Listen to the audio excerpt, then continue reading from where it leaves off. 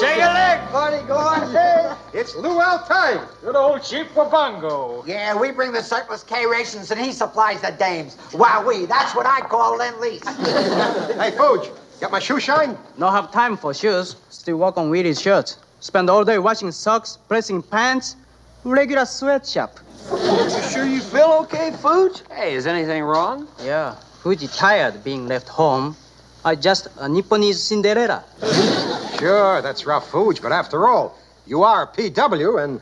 How you feel stay home every night? Do crossword puzzle? Not have date with girls since 3-day pass at Yokohama. That was years ago. Poor guy. No wonder he takes so many cold showers. Hey, wait a minute, guys. I got an idea. What do you say we sneak Fuji out with us just this once? Hey, that's good. You mean Fuji can come to party? Sure, why not? Sure, just as long as you leave a couple of girls for us. Go, boy. Boy, are we gonna have a ball? Hey, come on, will you bunch of prima donnas? You take any longer and the chief will start inviting Marines. Banzai, you lover boy. We almost ready. All right, that's my... hold it. Well, what's this wee bit? And lover boy. Skip, we thought we'd take Fuji with us. He's forgotten what dames look like. Oh, that's silly. They're the ones that are built so funny. I mean, you've seen them. Fuji, you gotta realize, if those natives over there spot you as a PW, word'll get right back to Binghamton, and we'll all end up in the brig. But Skip, they don't have to know he's a PW. We can lend him one of our outfits and he can go as one of the crew. Oh, sure, and I'll go as Shirley Temple. You'd never get away with it, Skip. I mean, you know, she had the blonde curly hair and you didn't mean it. But, Skip, it'll work. Look, we'll just put a hat on him like this and we'll palm him off as a Hawaiian. I just say a boy from Honolulu. We're gonna make it Brooklyn. I think we can get away with it, Skip. Come on, Skip. Have a heart. He deserves a fling. I work double time. Make special sukiyaki dinner. Hey, You like that stuff? All right. Stop the bombardment. All right, you can go, Fuji. But this is positively the first and last time. You understand? All of you. Well, let's go, you bunch of stepsisters. Let's get Cinderella here ready for the ball.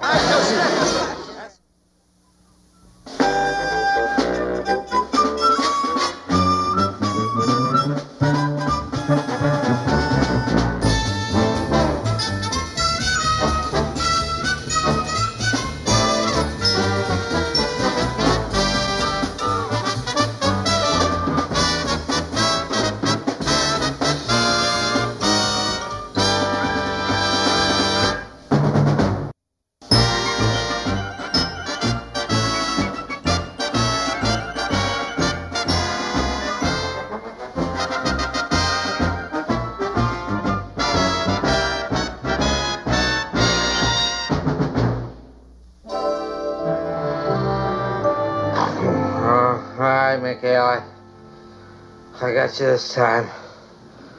That's a plank, and you're gonna walk it. That's an order. Get out on that plank, McHale. All right. Now jump. Jump.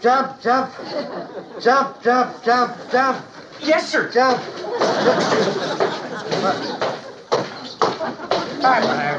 What are you doing? Out of your mind? What is that? Why? Sir, you told me to jump, so I'm jumping, sir. You dodo. Stop with that jumping already. I want to talk to you. Talking to McHale. I tell you, the most marvelous dream over there. Had him out on the plank. I was just about to have him I ought to give you a good one. But, sir, I just got an urgent signal from Comfleet. A VIP from Washington is flying in here tomorrow, sir, to inspect our base. Drat. What's it? Drat. VIP, that's all I need. Nosing around here, inspecting everything. What's the matter? Don't they trust us? Well, sir, with men like Commander McHale around here, I don't blame them for McHale, inspecting. That's just the thing, McHale. He'll get in there, he'll foul up the whole inspection just to get me in trouble. Come on, let's go.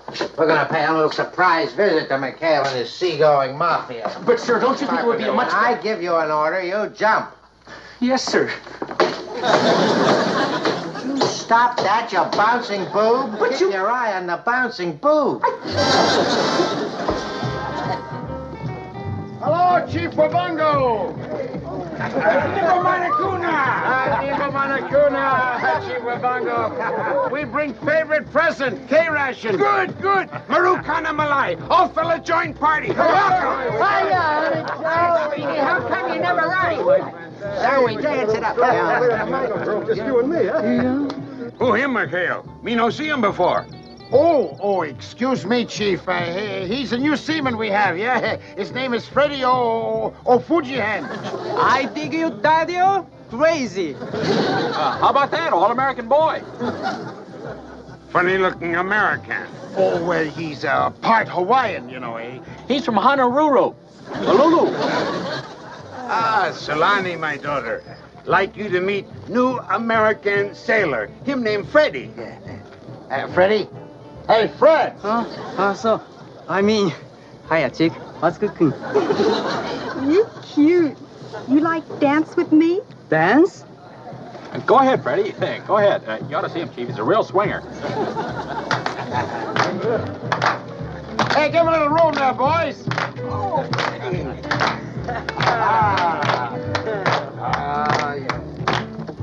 Inga mata kubai. Maloko. Hey, who's this charming character? He maloko. He bad medicine. Inga guru kubai maloko. He say he and I go canoe ride now.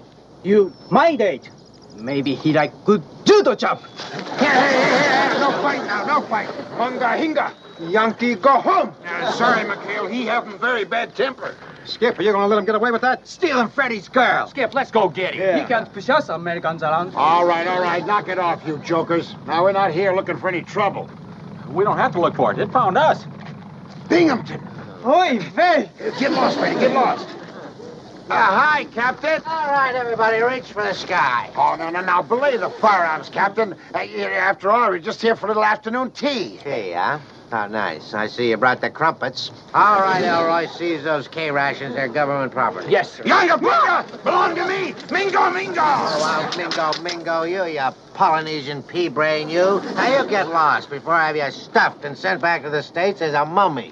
Easy does it, Captain. He's the chief. You're making him lose face, sir. Well, with his face, I'm doing him a favor. Now, beat it, you hokey cannibal. Mingo. Down there. Now, from now on, this disaster area is off limits to the Navy. Oh, but, Captain, you can't do that, sir. This tribe depends on us for a living. Without our trade, they'll starve. Oh, somebody get me a violin. Get back to the base, McHale, and that goes for your gang of high school dropouts. Yes. Oh, wait a minute, sir. I happen to have graduated, and with flying colors. Give you a flying boot right in your... Move on. We got a command inspection coming up. Well, you needn't worry about us, sir. We'll be ready. Well, you'd better be ready, and your base had better be 100% ship-shape, or I'll have you thrown in the brig for stealing government property. You read me? Any questions? Yeah, I got a question. Anybody ever tell you you're a party pooper? Into each life a little rain, but... You're not such a good weapons man, either. No. Come on, you meatheads. Let's lay into it. Come on, elbows and backs, backs and elbows. Today's the day for the VIP inspection. What a bum rap. I am going to write my congressman. How do you get out of this chicken navy? Well, I'm going to show you how, boy. You guys think we've got it bad. Look at poor Fuji. Poor guy. Didn't sleep all night. You weight balls in your ideas. Doggone it. I knew I had a feeling right from the start. Hold it. Here he comes. Let's try to cheer him up. Hey, it's coffee break. Nothing like a hot cup of java. Boy, Fuji. Thanks, Samurai. Here you are, Chuck. Help yourself, boys. Well, down the hatch. Great! This stuff got soap in it. Hey, Fuji, what are you trying to do to us? Huh? Oh, so sorry. Fuji goofed. Guess I threw out coffee. Keep dishwater. Surani. My Surani. Oh, come on, Fuji. Things aren't so bad. Yeah, listen, she's really crazy about you. Why don't you ask her for a date? Sure, make some time. Take her out canoeing. Hey! Got idea. All right if I borrow PT boat? What? 73? That really impressed Surani. Hey, how about it, Skip? Now, wait a minute. You guys going out of your mind? He can't have the boat, and that's final. Okay. Farewell, old friends. Sayonara. Hey, where do you think you're going? Swim to main base, turn self in. Without Surani, Who cares? Skip, don't let him do it. Let him have the boat, just one. One little ride won't make any difference. Oh, brother, how did I get into this? Skip, what do you say? Oh, all right, all right. All right, we'll take Solani for a boat ride, but only a short one, you understand? Now, you hear this, Lieutenant. I want every vehicle in your motor pool gleaming. And another thing. Captain Bates, I want to make sure. Sir, this urgent message just came in. Hello? And Hello there. Lieutenant? oh, my goodness. You nitwit. Well, I'm terribly sorry, sir. Give it to me. Maybe I can connect you up again. Just get away from me, you Well, if you would menace. let go. You're a menace. I'm sorry, sir. Give me that thing. Here, sir. Oh, no. No. Bad news, sir? No. Oh, no. No. It's worse Oh. than that. That VIP from Washington, he's an undersecretary of state, and he's coming here on a diplomatic mission. An undersecretary of state, sir? Oh, I'd better get out the good china. Oh, am I in a good China? Get out my stomach pills. He's coming here to check on the friendly relations between the United States Navy and the natives. Friendly relations, sir? Oh, we'd better not meet up with Chief Wabango, not after the things you called him, sir. Remember a hokey cannibal and a pea-brain Polynesian? Shut up. And then you called him Shut up. Do you... The chief squeals to the undersecretary of state. I can just kiss my career goodbye. Only one thing to do. Where are you going, sir? I'm going to a double feature. Oh, a what? I'm going to see McHale. He's so palsy-walsy with that moldy chief that he can fix things up for me before the Undersecretary of State gets here. Oh, brilliant, sir. Absolutely brilliant. Oh, sir, there's nobody who can cover up his blunders the way you do. That's true. Carpenter. Yes, sir. You open your mouth one more time, and I'm going to put a bullet right between your eyes. There isn't a jury in the world who would convict me. Mercy, sir, please. Mercy, oh, That Captain. door. Get that door. The door, yes, sir. The door. Oh, cat. This for you.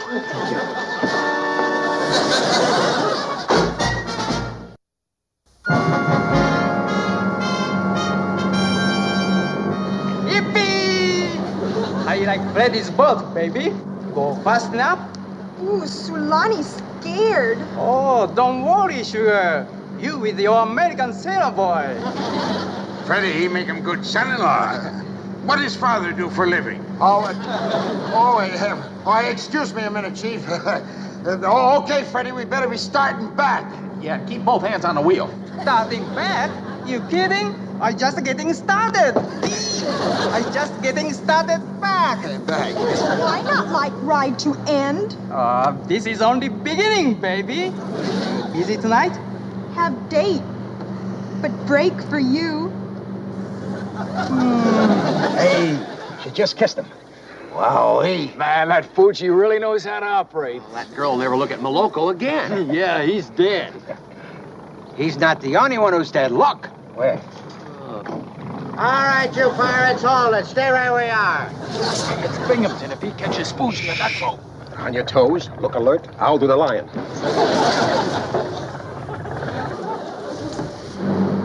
Hey, Skip, on the Binghamton. It's a dock. I mean, on the dock. It's Binghamton. Oh, no. All right, minefield dead ahead. Freddie, prepare for mine clearing maneuvers. Mine clearing maneuver? Yeah. What you talk about? This is an emergency, Freddie. You gotta go down to the bottom and clear off the mines. Lead bottom. Red bottom? Mamma mia! Yeah, on your way, sailor. Come on. Freddie, when I see you again, I pick you up tonight. 8 o'clock. See you later, alligator. All right, let's get on those lines, man.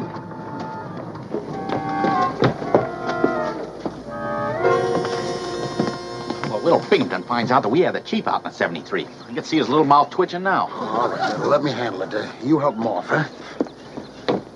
Hi, Captain. Oh, there you are, McHale. Yes, sir. Now, I can explain all this, sir. You see, the chief and his daughter needed some emergency transportation. And so I... Quint, how many times have I told you that if some of our friendly native pals want a lift, what do? We give them a lift, especially if it's a great chief like this. How are you, old noble leader? How are you, little Lotus Blossom? You make him lose face. Call names. We no friends. Oh, you mean that foolish incident? That was reckless of me, wasn't that? Yes, sir. Reckless of me. It's the burdens of leadership, that's all I can tell you. You know how it is with we chiefs. Yeah, Chief Crazy Horse used to have the same problem. Always cracking up. Oh, Chuck, you've got the driest wit. By the way, Chief, I'm hosting a little party later on for one of our big chiefs from Washington, and I certainly would like to have you and your charming tribe attend. Big chief, huh? Believe me and Quentin, I would certainly like to have you and your fun group come to our friendly party. Huh? And you, my dear, you are certainly lovely. I'll say that for you. You better forget about her. She's got more boyfriends than you can shake a spear at. Mind your own business. Isn't he silly? You are so lovely that I'm going to make you my personal hostess at the party. Won't that be grand? No Mongo Imba. Binghamton Gill.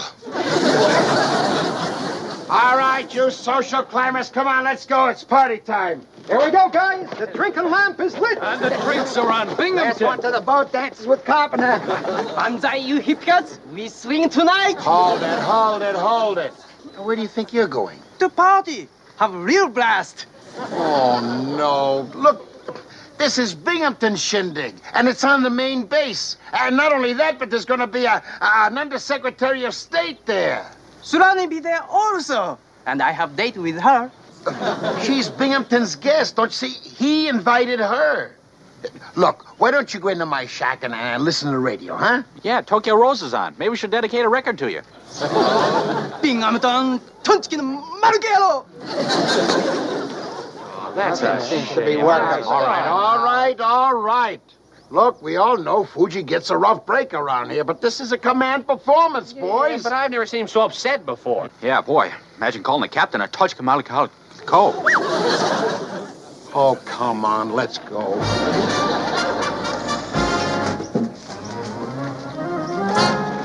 Here we are, Mr. Undersecretary, Captain Binghamton's quarters. The captain's sorry that he couldn't meet you at the airstrip himself, sir. Well, that's quite all right. I understand. He's probably snowed under with responsibility. Oh, yes, sir.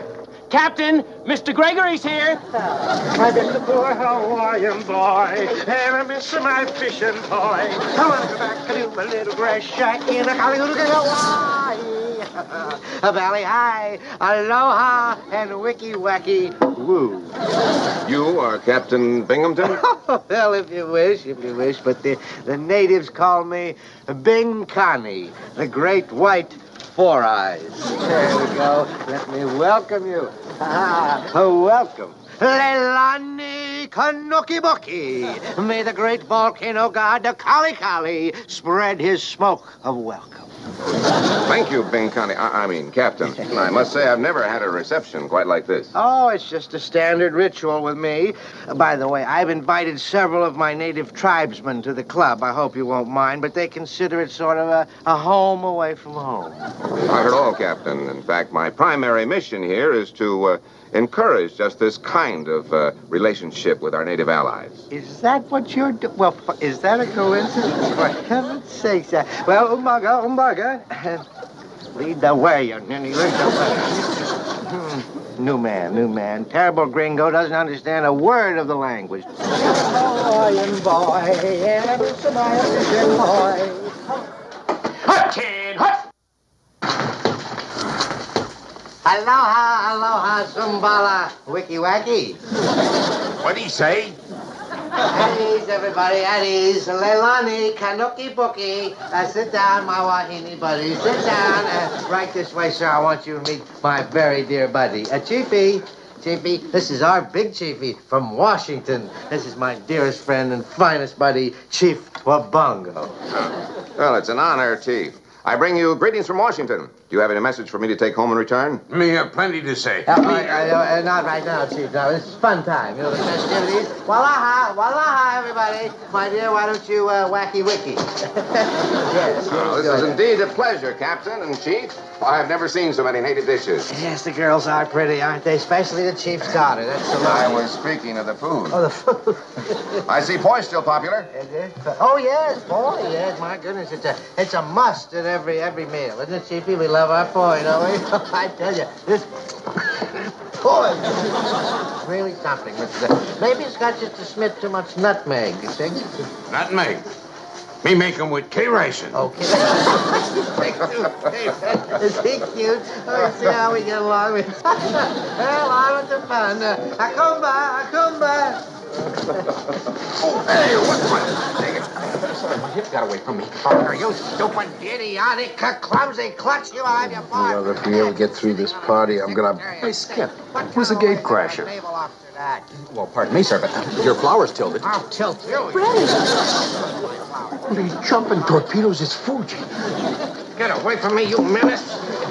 You numbskull, have you gone out of your mind? Sorry, honey, but Freddie's on his way out. Come on. What's the problem, Commander? No problem at all, Copy. You see, this man's from visiting the destroyer, and we thought this was a USO. I'm showing him out now. McHale, what are you doing with that man? Can't you see he's been in combat duty? Well, look at that beard. He must have been at sea for months. Yeah, sir, but he's a gate crasher, sir. But don't worry, I'll see to it that he gets on report. Yes, sir. Nonsense. Everybody's welcome here. We're very friendly. McHale, come on, lad. Come over here and join in the fun. Pull up behind a Loki there. See how friendly we are, Chiefy? Captain, I must say, the harmony you created with these natives is wonderful. A joy to behold. Yes, well, it's just a matter of knowing a human relationships. You know how to give, how to share. Have some poi. Have some poi. Yeah, love some poi. Love it. But right now, it's my turn to dance with Solani. Solani, remember that dance? Kalani. But, Captain... Oh, now, don't be afraid, you charming little creature. You right over here now. Do that dance that I taught you to do. You know, the dance of friendship. Akamba. Dim-witted stunts. Now you really got us in a jam. But I had to see her. I in love. Hey, Skip, we gotta get him out of here and fast. Yeah, but how are we gonna get him past Binghamton? See there? It's a miracle to get out of this one. Hey. Take a look. I think our miracle just walked in. Notice how I'm telling her story with my hands?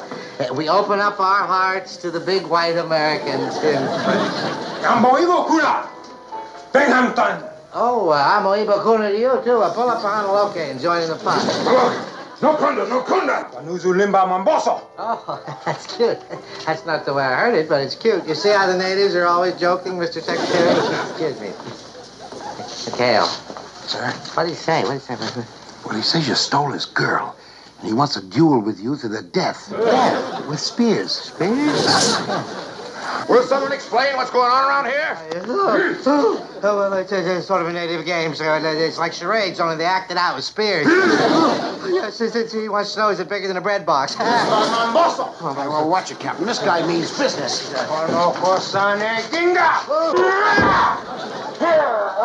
Binghamton, stop this madness! Yes, McHale, stop it. Oh, with pleasure, sir. All right, boys. Full speed ahead. Let him have it.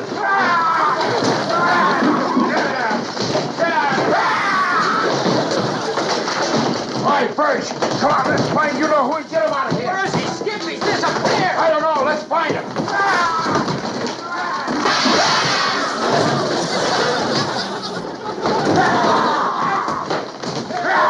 Come on, little man.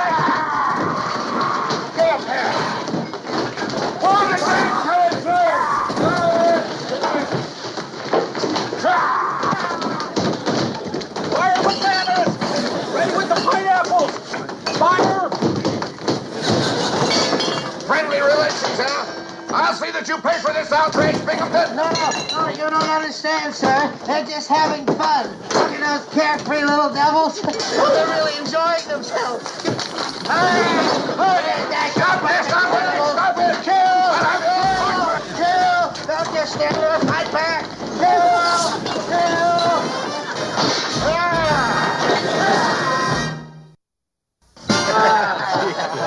You know, I know one thing.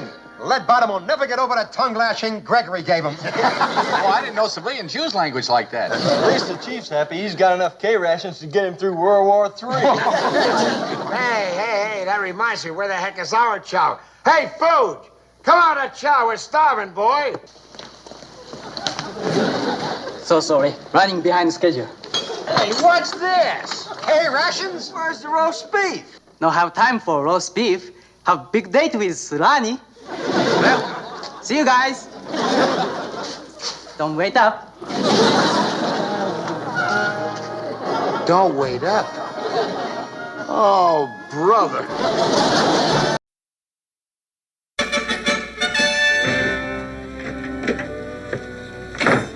Gee, I've been feeling low lately.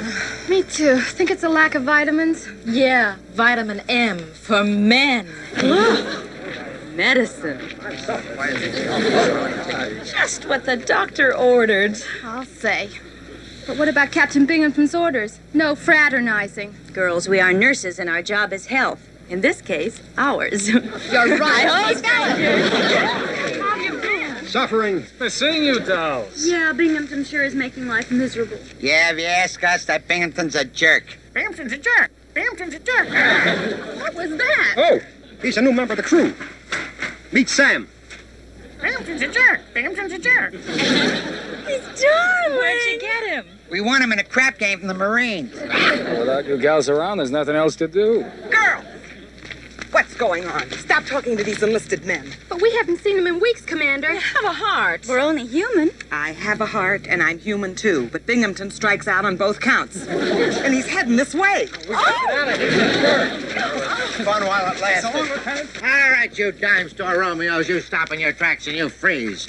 I saw you with those nurses, and you know my rules against fraternization. Now, what do you got to say for yourself? Why? Well, now, sir, I'm sure they were just seeing them on hospital business, Captain Binghamton. Binghamton's a jerk. Binghamton's a jerk. Who said that? Ho! Oh, who said what, sir? I didn't hear a thing. Didn't you hear him, Skip? Somebody said Binghamton's a jerk. I heard him loud and... What? All right, you loudmouth malingerers, you. This is war. If I catch one of you men within 10 feet of the nurses, you're going to get an immediate court-martial. Now move out of here. Out. Oh, yeah, we're going, Captain. Bye-bye, sir. Bye.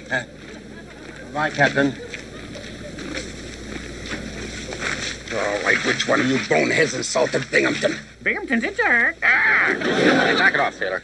Sailor. Jumpin' Jehoshaphat. Oh, no, his name's Sam. Well, whatever it is, our name will be mud if he keeps on opening his beak. Come on, let's get out of here. Let's get out of here. All right, look. One executive officer around here's enough. You're the parent. Skip, move out.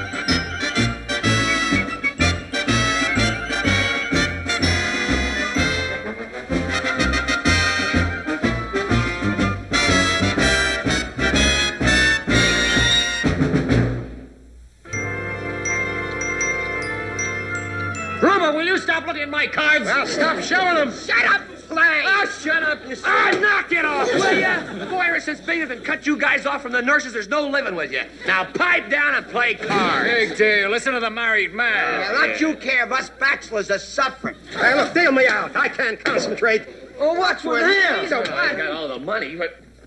Lester, darling, you're wonderful. Lester, darling, you're wonderful. Come on, Grover. What do you want? It's been so long since I've talked to a girl, I'm trying to remember what they sound like. I love you, darling. I love you, darling. Oh, knock it off. Will you get over here and play cards? You can't quit with us. Come on. I can quit if I want to. Hold it. Now, what's all this squabble about? Well, we're trying to play cards. I don't want to hear it. Esther, I love you, darling. Okay. I love you, too. Boy, morale around here's worse than I thought. Goober, you better cut it out before it's too late. Huh? Well, I think it's about time you and I had to talk about the birds and the bees. Don't you know that birds go with birds and people go with people? And when you start going with a bird, that's messing with fire, and that's for the birds. Skip, we can't go on like this. We haven't had a date in weeks. We're going island happy. You've got to do something. I think you're right. Oh, Skip, you got to listen to us. We're cracking up. You're our CO, and it's your duty to... What did you say? I said I think you're right. Hey, how about that? You got an idea to outfox Binghamton? Well, as a matter of fact, I do. Now, gentlemen, this is a rough map of Taratupa. Now, this is the officers' club. This is Binghamton's office. And this is Supply Depot. Can any one of you tell me what this is? That's an X, Skip, and a darn good one. Thanks, Chuck. But this also happens to be an old abandoned air raid shelter on the south side of the island. Well, what are you getting at, Skip? Yeah, what gives? Well, how does that get us closer to the nurses? Well, gentlemen, I don't like the way Binghamton has been cutting into our social life any more than you fellows. So, since we can't meet out in the open, we... Go underground. Right. We are going to turn this old abandoned air raid shelter into PT 73's new underground social club. Hey, Lester, darling, you're wonderful. I love you, darling. Sorry, Sam. I'm going back to girls.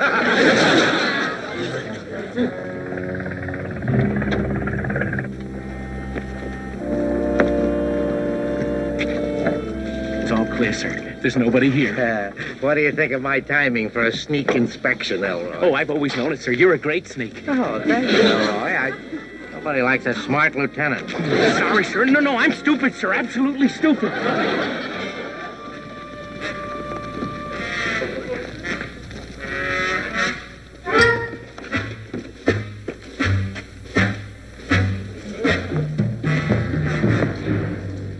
All right, now I know this place is just crawling with infractions. I want you to look for letters, diaries, pawn tickets. Yes, Captain Binghamton. Binghamton's a jerk. Binghamton's a jerk. Arrest that man. Yes, sir. I want your name right at Sir, it's a parrot. I don't care what it is. I've taken about all I'm going to... A parrot? Yes, sir. Binghamton's a jerk. Binghamton's a jerk. Ah! How dare you talk to me that way? I ought to give you a good... Sir, please don't, please. Don't blame him. Parrots only repeat what they hear. Don't you defend him to me, Carpenter. No bird's gonna call me a... They only repeat what they hear? Yes, sir. Oh, of course. This little fella's been listening to McHale and his thugs. Maybe he can tell us more. Oh, sir, I'd hate to hear some of the other names they call you. Jerk is bad enough, but if they... Will you shut up? Hello there, Bertie. I'm Captain Binghamton. No doubt you've heard of me. Huh? Come on. Oh, he has. He's heard of me. What's McHale been up to lately, Hark. What does that mean? Is he running us still? Hark. Is he thinking of deserting or maybe swiping things? Swiping? Swipe champagne. Swipe champagne. Oh. Sir, did you hear that? They must be stealing your champagne from the officers' club. If we get there right away, we can catch them red-handed, sir. Oh, but, sir, if we nab them, we can throw them right in the brig. Yes, for only 30 days, though. If we bide our time listening to this bird, we may get something big on them, put them away for life. But, sir, how can you be so sure? For the first time, we've got an informer in their midst. Oh, love that bird. I love you. I love you. Oh. Isn't that cute? Polly, if it wasn't against regulations, I'd get rid of Carpenter and make you my aide. I love you. I love you. Sir, I've always been very fond of you, but I'm just not a loudmouth. It's perfect. Old Eagle-Eye Binghamton will never find us here. Yeah, come on, let's take a look. Oh, excuse me. Ladies first. Why, thanks, Quint. I never thought you'd notice. Instant second.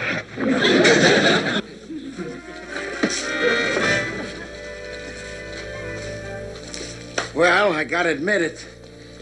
Sure run down, but... Oh, Quint, use your imagination. The girls and I'll have this place fixed up just fine for the night. Tonight? Boy, you girls sure are fast. Not fast, just anxious. Oh, yeah. Well, you better get your girls to work and don't worry about the refreshments. We'll take care of all that. So come on, let's get moving. We got a big night ahead of us. Skip, suppose we could play spin the bottle. Well, of course. Once they're empty. But that takes so long. In speaking to a parrot, it is sometimes advisable to imitate the parrot's tone. Hello, Polly, this is Wally. Hello, Polly, this is Wally. Captain! What is it? What are you staring at? Oh, nothing, sir. But, sir, that parrot was right, sir. McHale's men did steal your champagne. They did? Oh, good. You're happy about it, sir? Well, of course, you ninny. It shows that our parrot is giving us reliable information. Now all we've got to do is send McHale and his men out on a mission to get them out of the way, and we go to work on our little informer. Oh, sir, what's this? These are sunflower seeds. Any parrot would sell out his own mother for a gizzard full of these. Try some, bird brain. Oh, yes, Captain. What was that again? You heard me, McHale. I want you and your bunch of wayfaring gypsies to make a patrol run out to Malanga Island right away. Malanga Island, but sir, that'll take hours. McHale. Now, you get on that patrol, and that's an order.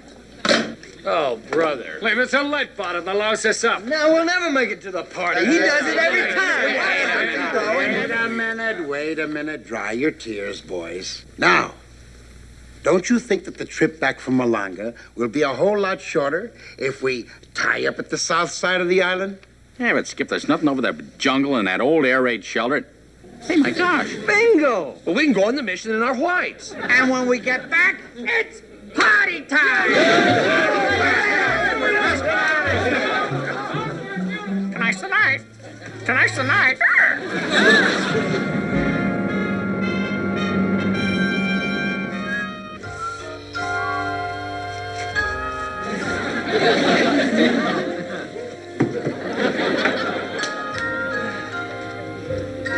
So, sleeping down, now make bed, and almost Fuji finished. Hello, Fuji. Hello, Fuji. So.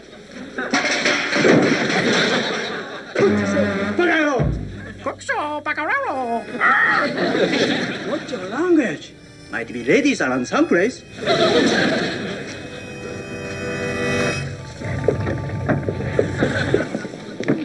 Oi, Ray! Binghamton!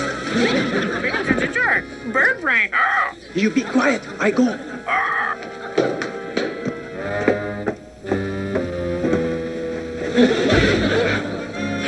There he is, sir, our feathered Matahari. Binghamton's a jerk. Binghamton's a jerk. If he doesn't cut that out, I'm going to get some tar to go with his feathers. Oh, Polly, it's Uncle Wally. Tell Uncle Wally what McHale and his brigands have been up to. Come on, something big so I can hit them with the book. Come on, talk to Uncle Wally. He doesn't seem in a very talkative mood, sir. Talk, all right. Come on now, Polly. Talk. Pretty please. Pretty please with wheat germ on it. Talk, you pea-brain, talk. Now listen to me, parrot. This is your captain speaking. You talk, and that's an order. Cookso, Baccarello. Not in Japanese, you dodo. I don't understand any... Carpenter, did you hear that? Oh, yes, sir. He said, Conskishaw, Bacayaro. Speaking Japanese, that means he's heard some nips talking. Some nips have been here, and they've been here recently. Nips here? Oh, sir, that's impossible. Look at that, Carpenter. Any questions? Oh, sir, that's a map of Taratuba. And look, sir, there's nip writing on it. We did it this time, Elroy. The map, the stolen champagne, the bird speaking Japanese. How we hit the jackpot. Sir, you mean... I mean that McHale and his men are dealing with the nips. They're traitors. Oh, good. Oh, congratulations, sir. I'm going to meet the nips here at Point X. Now, if I only knew when. Come on, Polly. Come on, Polly. Tell Uncle Wally, when is McHale going to meet the nips? When? Tomorrow? Tonight? Tonight's the night. Tonight's the night. Sir, tonight's the night. So, hello, Fuji. Hello, Fuji. Fuji. He said Fuji. That's obviously the ringleader's name. That's the head nip. Fuji. Oh, I got him, Elroy. I got him. I got him, Elroy. I got him. You did not. I got him, you pushy bird. You're trying to grab all the credit. Nobody likes a pushy bird. You just keep out of it. All right, Elroy, let's radio the admiral so he can be in on the kill. Binghamton's a jerk. Binghamton's a jerk. You weren't on our side, I'd wring your stupid neck. All right, we got the information. Grab the seed.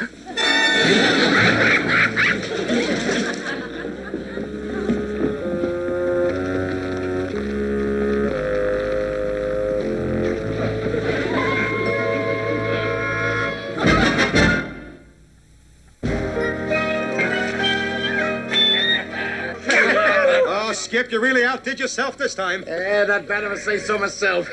Can you imagine? If Binghamton knew about this, he'd turn over in his nightshirt. Never happened, Skip. This little piece of heaven is the best kept secret of the war. Yoo-hoo! Anybody home? I'll get it. Who is it? Joe sent me. Joe. Joe who? Hey, how does Guy Joe find out about this? I thought it was supposed to be a secret. Girls, let the beauties in. Now, brace yourself. It's blast-off time. Hiya, boys. Ready to swing? You want to swing in those outfits? I thought it was going to be a party. Looks more like a bivouac. We talked about maneuvers. We had something else in mind. Okay, girls. Drop the camouflage. Oh, no.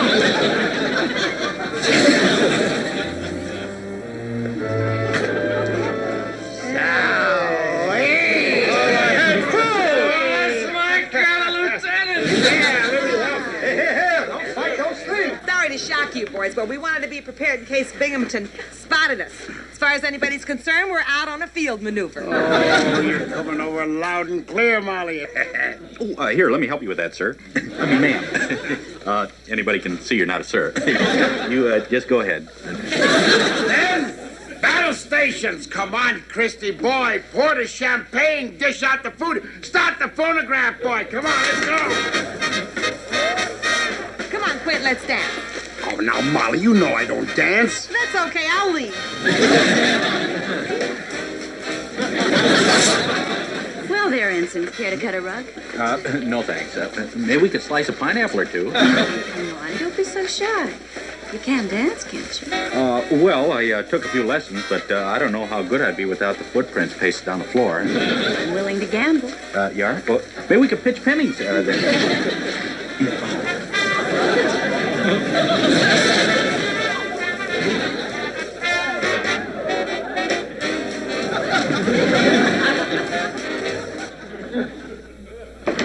Sir. Well. The Admiral's here, sir. It's about time. What is the meaning of this message? What's the meaning? Are you seriously trying to tell me McHale and his men are traitors? Oh, yes, sir. They're meeting tonight with some nips in an abandoned air raid shelter to celebrate their latest deal. That's right, Admiral. The captain snooping around really paid off this time. Why are you always trying to pin something on McHale and his men? Why can't you accept the fact that it's a courageous unit, making a large contribution to the war effort? Oh, yes, sir, Admiral. A contribution to the Japanese war effort. Now, Admiral, I've waited for you, so we better hurry over there. Well, all right, let's get over to that shelter. But if you're wrong about McHale and his men... Oh, I can't be wrong this time, Admiral. This time I've got an operator on the inside. Tonight's the night. Tonight's the night. Hello, Fuji. Shh, quiet. Your big mouth already got us in enough trouble. I just hope I got here in time. Here we go. Boy, oh boy, one more glass of champagne, I'll never get back to the war on time. 1, 2, 3, 4, 5, 6, 7, 9, 8. 1, 2. Your counting is fine. Now, why don't you concentrate on your dancing?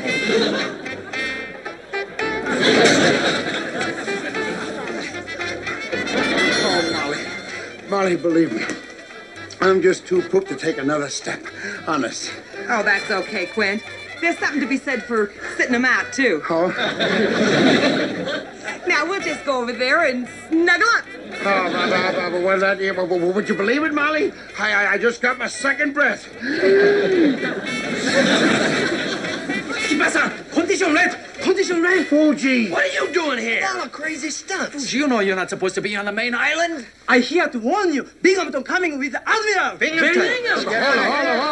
Hold it. Wait a minute. How do you know Binghamton's on his way here? Sam here spill beans. You gotta be kidding. No kid. Binghamton come to island, find the map, then Parrot tell him about big shindig tonight. Tonight's the night. Tonight's the night. I got him, Elroy. Elroy. Oh, no. Well, come on. Let's get out of here on the double. Like, didn't your mother ever tell you it wasn't nice to tattle? How do you like that? A stool parrot. I love you, Gruber. Ah, you. Quiet down. The shelter's just ahead, Admiral. You be quiet. They can hear you all the way in Tokyo. Oh, no. They got us cut off. Come on, everybody back in the shelter. Hurry up. Oh, Admiral, you wouldn't believe this man. Hey, Skip, we gotta do something. We're as good as dead. But what do you want me to do? Well, how about Fuji? He's really gone. Wait a minute. I've got an idea. Well, spill it, Molly. Spill it. We'll listen to anything. Okay, girls, gather around. On the double, fast.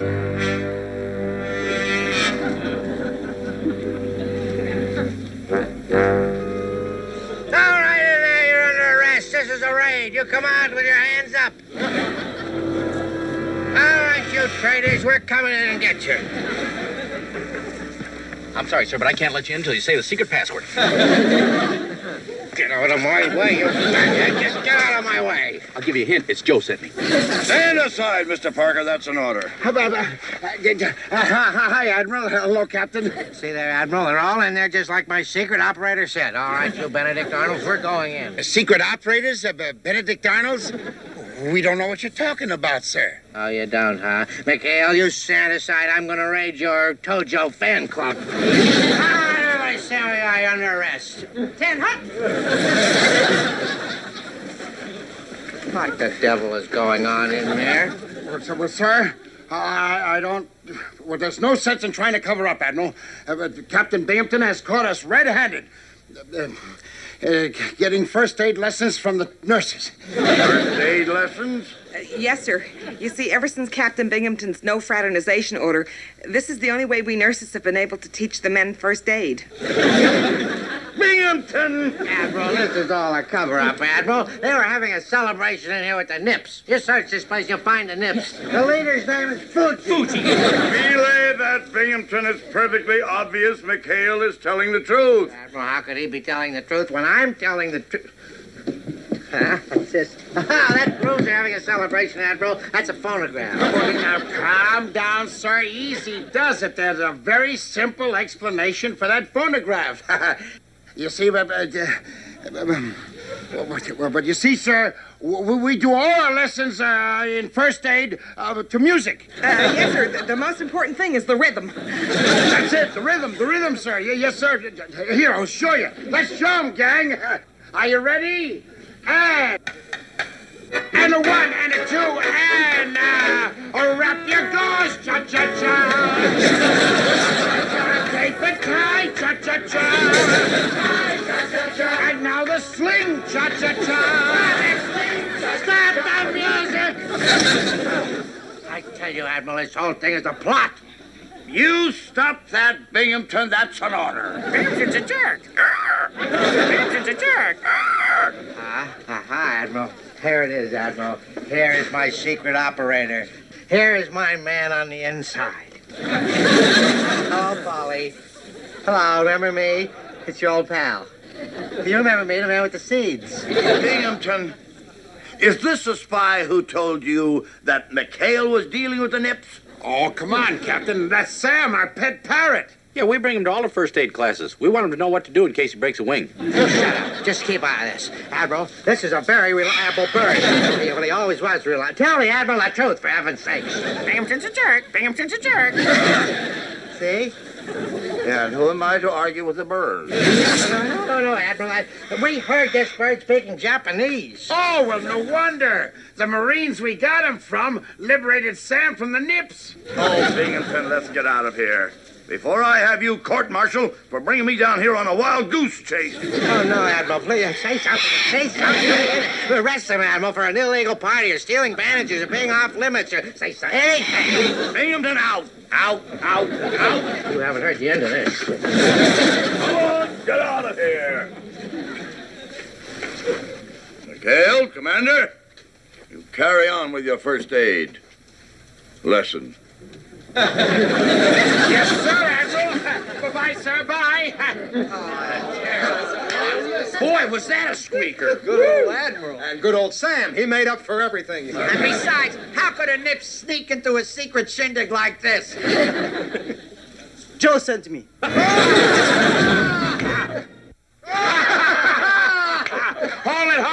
Hold it. You heard what the Admiral said? Everybody back to work. All right. Ready, and... wrap your gauze, cha-cha-cha.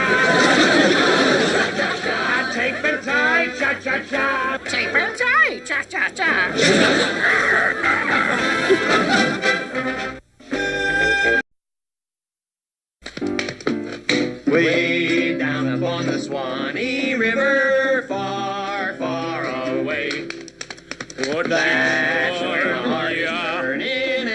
jasnia, oczy Fugia i prekrasnia.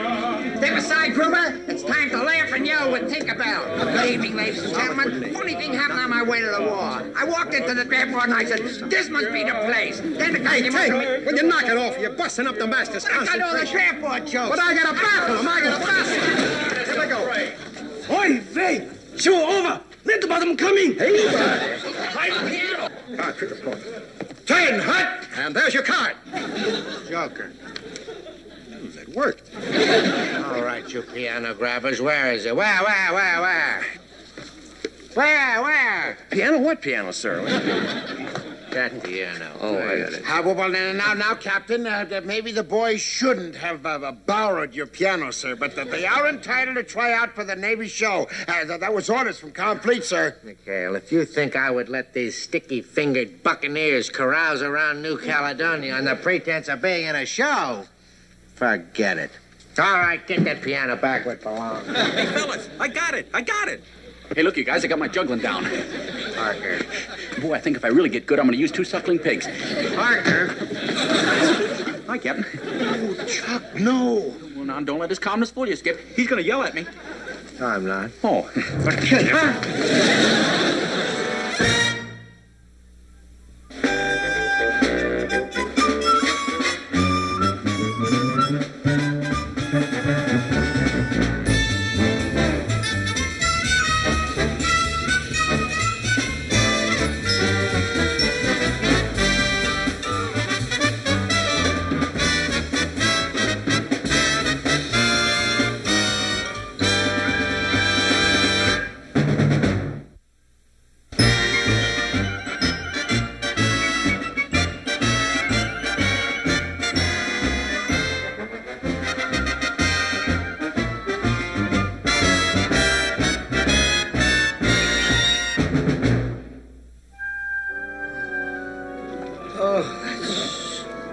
Stupid ensign.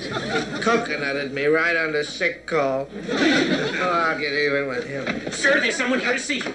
Oh, Carpenter, how dare you shout at a commanding officer in my condition? Well, I'm terribly sorry, sir, but it's the new Confleet training officer, Captain Cummings. I don't care if it's Captain Kidd. My head is pounding so it... Did you say Confleet training officer? That's right, Binghamton, and I'm here on official business. Oh, Captain, welcome aboard. I'm sorry I wasn't out there to welcome you myself, but I've had a terrible accident. So I see. May I suggest a little hair of the dog that bit you? Well, thank you very much, Captain, but in this case it's impossible because the dog is bald-headed. Besides that, he's also the... Are you suggesting that I've been drinking? Forget it, Binghamton. I've been going over the Confleet training records, and I find that there are still 2 officers here on Taratupa that haven't taken the compulsory 48-hour survival test. You know the one, sir, where they drop you off on a deserted island with nothing but a knife? I know the one. Don't stand so close to me. I'm fogging my glass. These 2 men have to qualify immediately. Oh, sir, one of the men is Ensign Parker. Ensign Parker? Yes, sir. Well, that can't be true. Look, sir. That's too good to be true. Yes, one of the men is an Ensign Charles Parker. Oh, Ensign Parker. Think of it, Elroy. Ensign Parker, that bumbling klutz out there on a deserted island all alone. No food, no shelter, nothing but a knife to destroy himself with. Oh, I wish I could be there to see that. You will be, Captain. I will be. I'll be there with the knife, and he'll get me. You and Ensign Parker will leave for Maku Island at 0800 tomorrow morning. I'm to spend 48 hours alone with that pea-brain? I won't do that. I'm sorry, Binghamton, but those are my orders. I've got to bring your fitness records up to date. But, Captain, I'm fit, for heaven's sakes. I'm fit. I do 40 push-ups every morning. I run to work all the time. Don't I run to work, Elroy? Oh, I run everywhere I am. I run to the safe when I have to go to the safe. I run back to my desk. I run all the time. I've got stomach muscles like steel, Captain. Just like steel, huh? Show him, Elroy. Show him. Oh, show no, him, boy. oh, Show no, him. sir. Oh, just like steel, sir. No. Right off, Rodney. That was a rabbit punch. Did you see that? Binghamton, all I want to see is you dockside at 0800. I'll be there. Ooh, that was a rabbit punch. Oh, no, sir, no, sir. You give me a rabbit punch. Oh, no, I know sir, a rabbit punch when I see one. You get him up. No, sir. Put up. Oh, sir. I know a rabbit when No, I sir. see one. But, Captain, I'm telling you for the last time, I just can't go. I can't make it. I've got to stay here and dedicate the new soft drink machine. It's a question of morale. Sorry, Binghamton, sorry, but orders are orders. Turn, Hood. Good morning, gentlemen. Captain Cummings, the 73 is ready to shove off, sir. Good. Let's go, Binghamton. Well, just a minute, sir. Don't you think the captain ought to have an extra jacket or a blanket? I mean, after all, he's an older man. Never mind that old. I don't want any special privileges. All I want to do is just go and get this thing over with. Well, now, wait a minute, sir. It's going to be cold out there in Mako, and if you don't have your winter lining yet... Wait a minute. Don't unzip your commanding officer. I'm warm. No, you're zipping.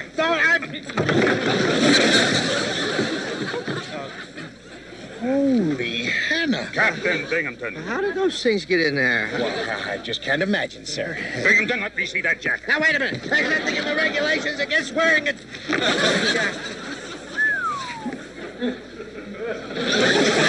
Tell me, sir, who's your tailor? Oscar of the Waldorf? I just don't know what to... you put those things in there, didn't you? Of course, sir. Don't you remember? You're the one who gave me the needle and thread to sew everything in. So I just took it and what you Oh, Captain, I'm surprised at you. Cheaters never prospered. Now I've got one for you. Dead men tell no tales.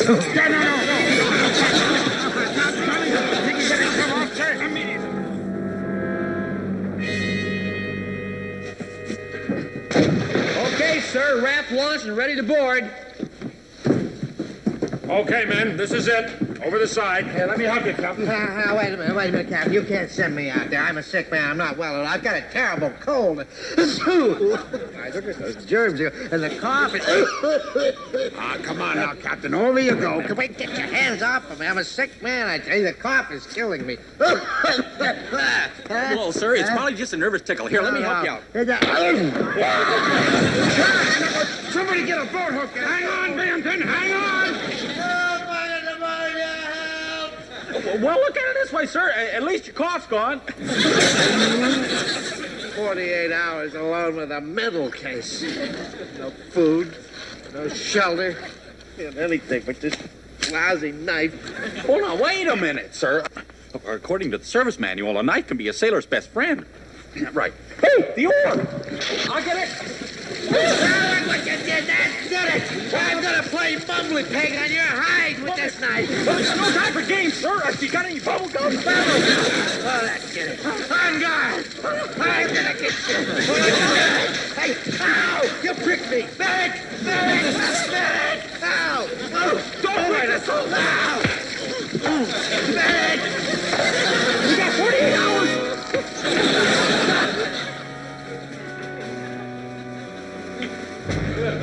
Parker, will you hurry up with the firewood? I'm coming, sir. You know, after all, this stuff doesn't grow on trees. So what if this stuff does grow on trees? Oh, shut up and get the fire started. You'll get those clothes dry pretty soon. I'm gonna freeze to death. Don't worry, sir. One fire coming right up.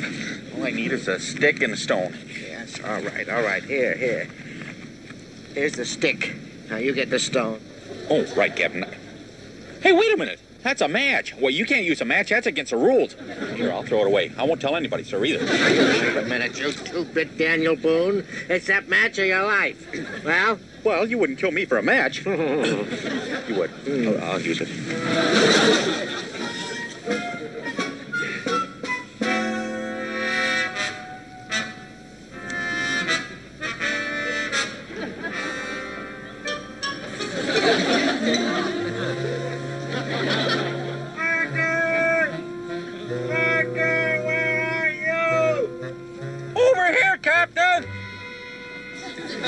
Where?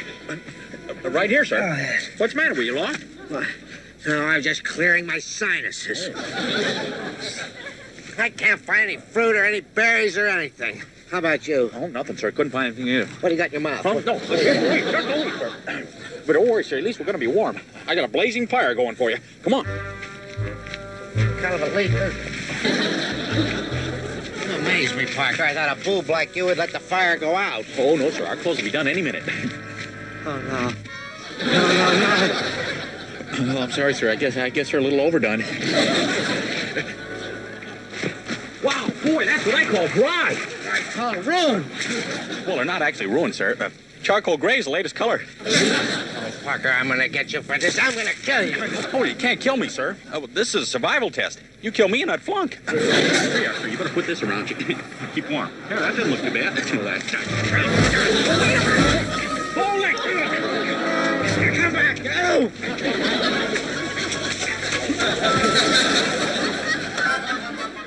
One thing's for sure. The captain deserves every bit of suffering he's going to do out there. You can say that again, Lester. What a crumb, not letting us try out for the talent show.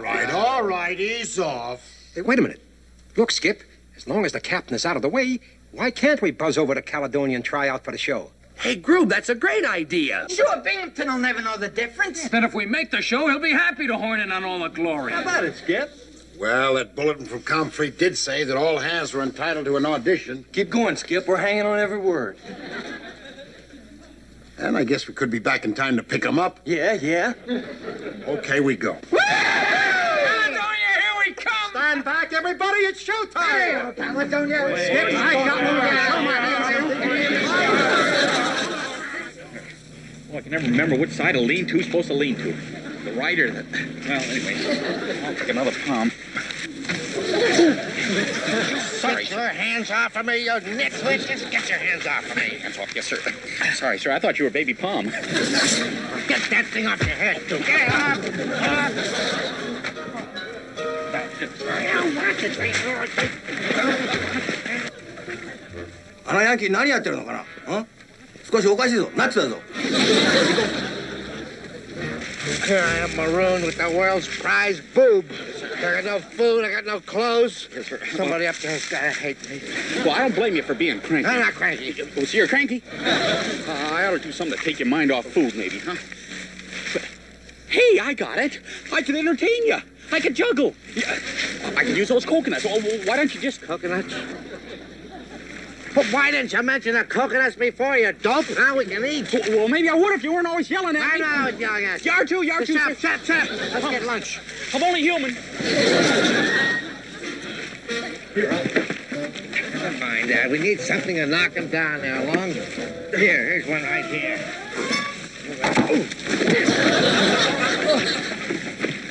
Hey, boy, we got enough for a banquet. Oh, he did it to me again. That's stupid. Oh, if anybody saw this, they wouldn't believe it. You're my prisoner. Thank you. Did you see what he did? Oh, no. Parker! Yeah, I'm coming. Hey, would you mind holding these? What's the thing? Hey, did you see these guys? Yes, same thing happened to me over here. Oh, please don't hurt us, sir. We're harmless. I swear, harmless. Silence! You American dogs are out of uniform. You will be shot as spies. Boy, he's eating more chicken than you are. Oh, didn't mean it. I'm just an American dog. He's right. I even got a little Cocker Spaniel in me. Quiet, you fool! Quiet, you fool. Oh, honorable warriors, really, you're mistaken, sir. You see, we're not American servicemen. We're castaways. We've been cast up on this desert island. Hey, you've probably heard of me. My name is Robinson Crusoe. Heard me? So. Famous story. But you're not Robinson Crusoe. Oh, yes, I'm him. You see the profile? You can tell by the... And this is Friday. Friday? Oh, no, Captain, it's Saturday. Saturday. So, you're captain. You lied to me. Why could you have said it? Why you do it? Well, you're satisfied, Robinson Crusoe.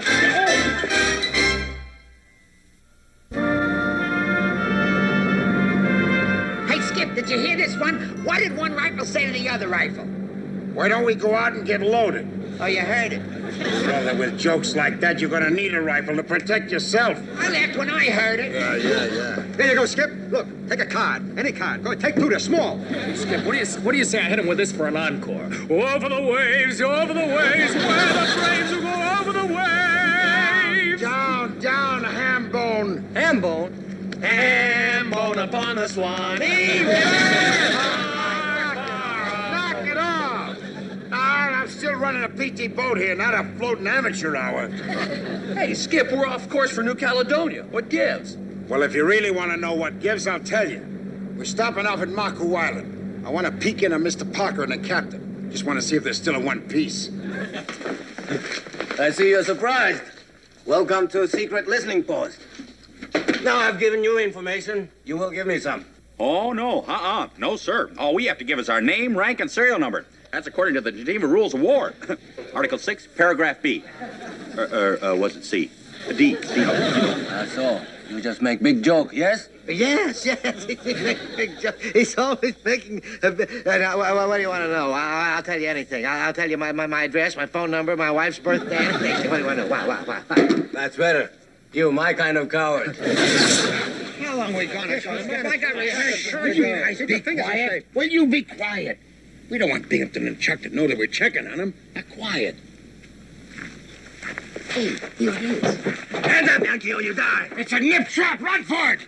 It's no use, Skip. They got us. No wonder we couldn't find Chuck and Binghamton. Thanks. You're all prisoners. Step inside. What did you get here?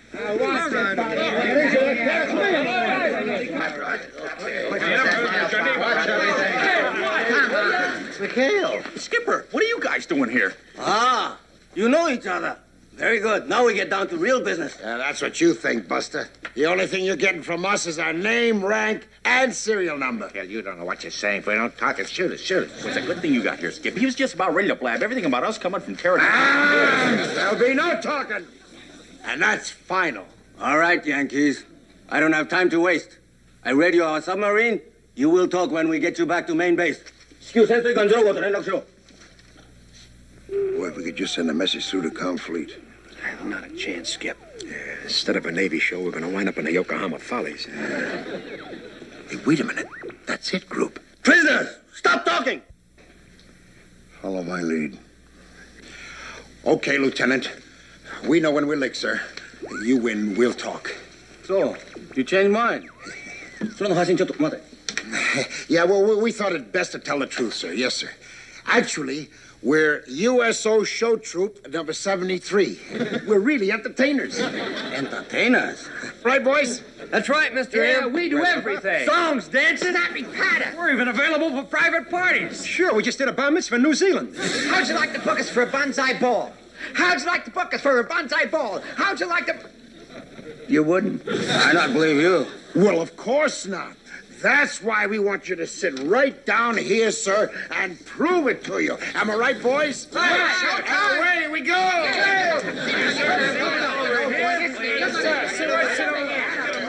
Sit right down over there. And now, honored members of the Japanese Imperial Forces, to begin the show, I would like to introduce to you one of the greatest names in prestidigitation, the one or the only, Gruber the Magnificent. Bring him on with a big hand, boys. Hey, go get him, Group. Thank you. Thank you, fans. You're too kind. First, I would like someone from the audience to assist me. Why, here's your assistant, Gruber the Magnificent. Yes, sir. Here is your willing subject. Thank you, sir, for volunteering. Now, I'd like to assure the audience that you and I are total strangers. Will you look at me closely? Have we ever met before? Good. Now, sir, may I borrow your watch? Thank you, lad. Made in New Haven. Now, I shall prove that the hand is faster than the eye. I place the watch here, covered with the bandana, so you're watching closely. This'll do fine. Alakazoo, alakazam, alakawam. Hey! Group! Hey! You're worried, sir. Rest assured, I have no fear. I know you think your watch is fully destroyed. But observe. Presto! Bob's in perfect shape.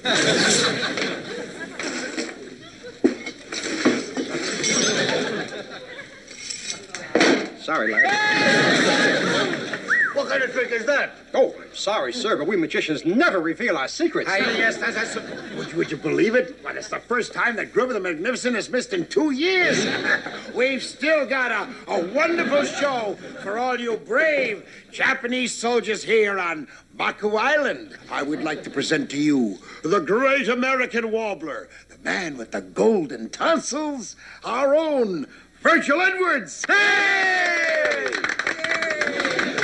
Virgil, make like you've got a microphone.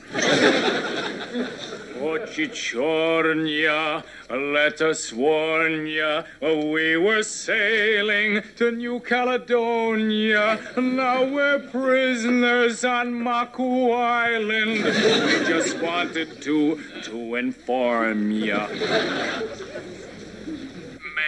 mayday, Pochichornia.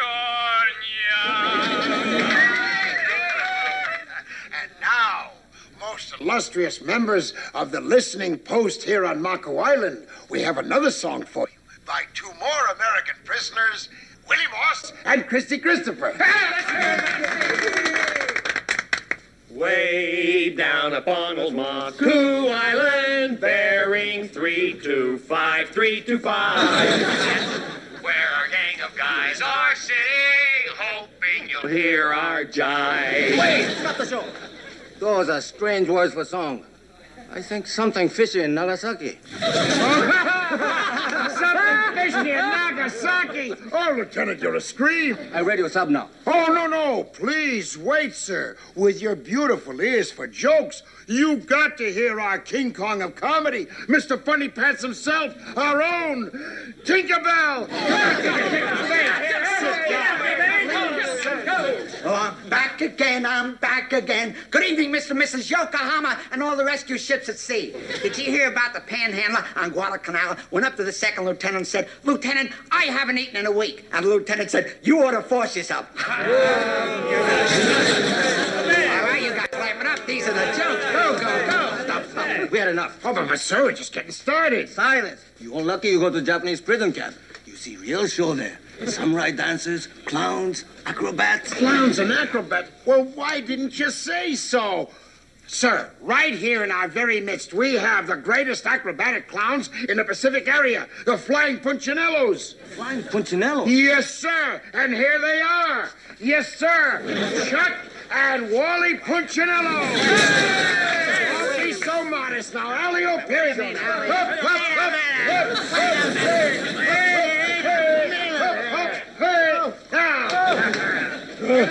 Put me down, Parker. Put me down. The name Punchinello, sir.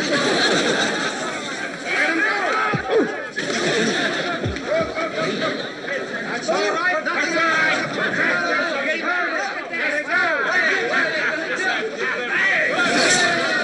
How about that, boys? The Flying Punchinellos. What a finish.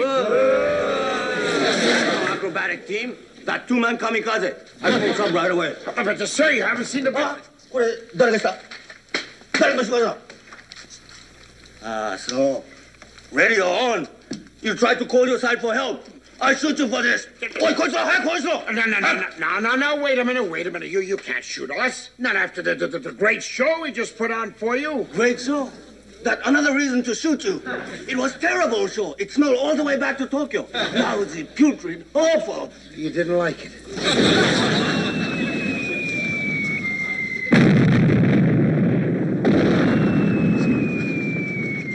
It's a tin can. It's our boys. They got the message. Yeah!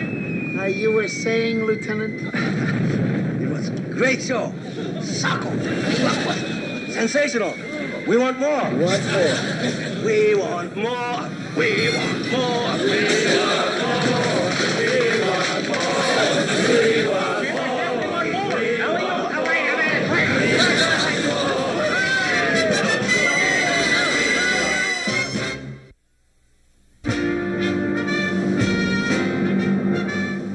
Radio message from the admiral, Skip. He says to forget the survival test and head for New Caledonia instead. What?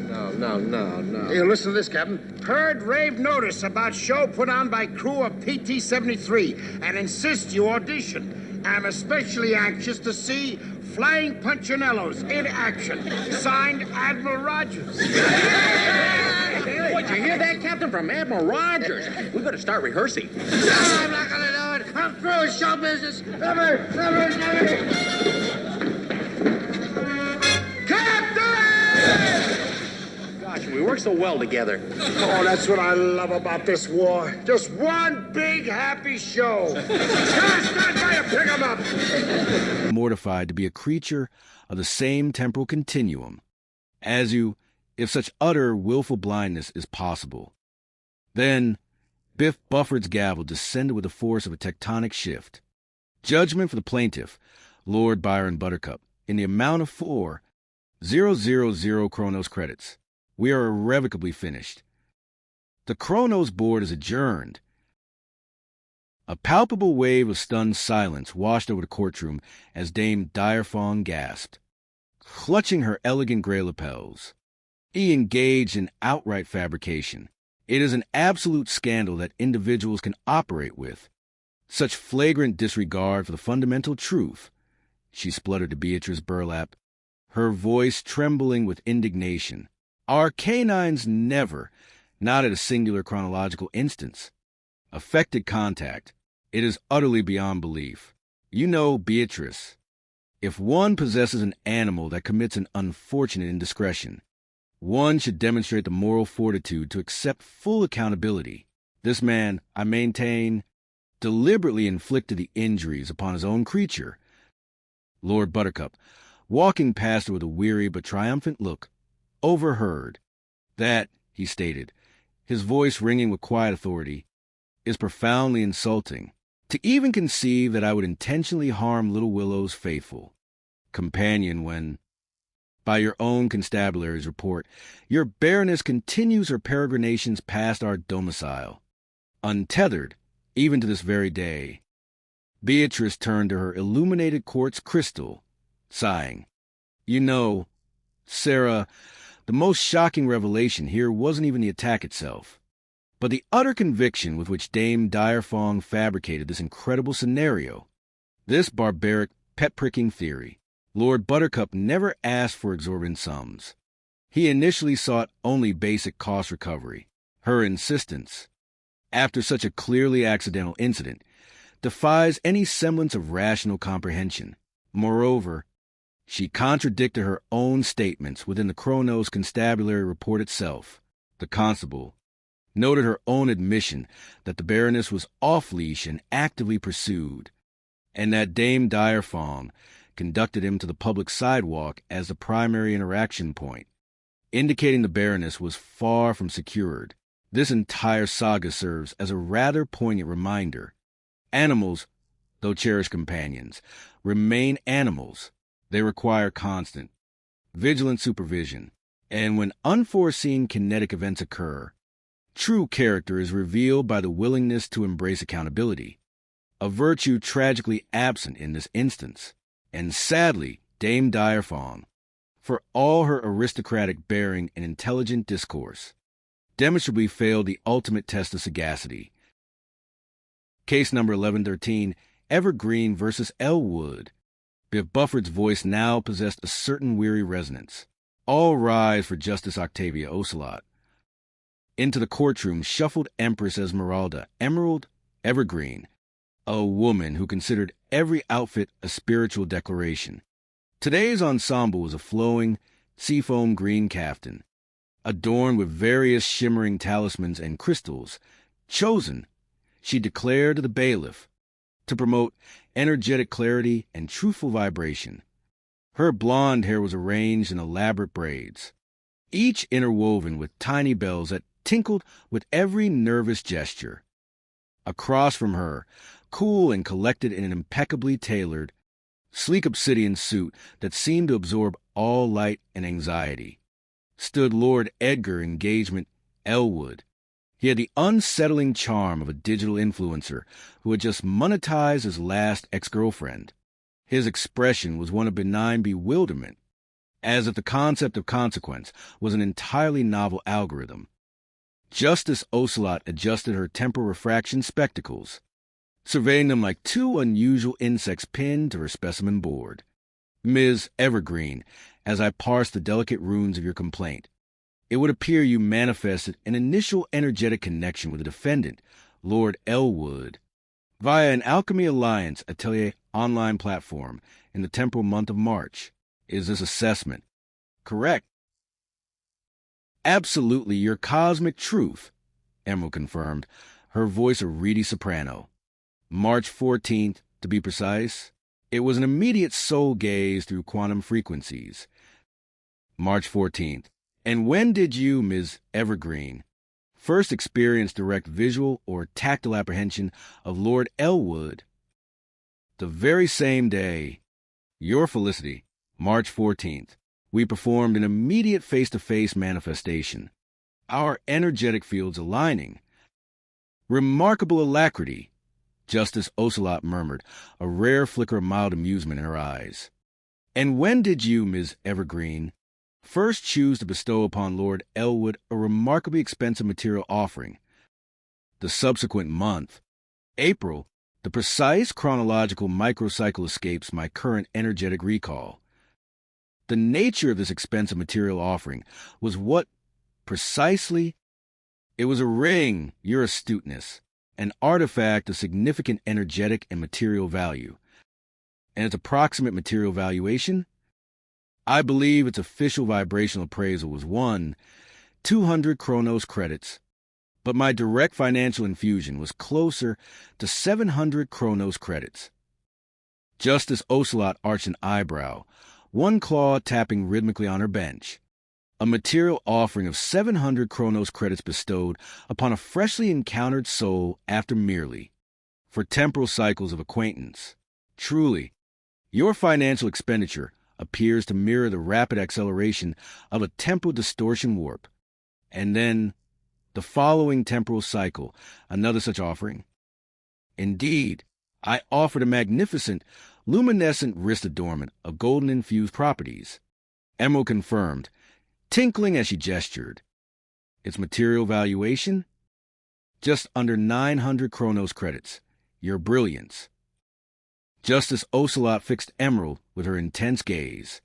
Ms. Evergreen, as you were expending 700 and 900 Chronos credits on Lord Elwood in March and April, what reciprocal material offerings, if any, did he bestow upon you?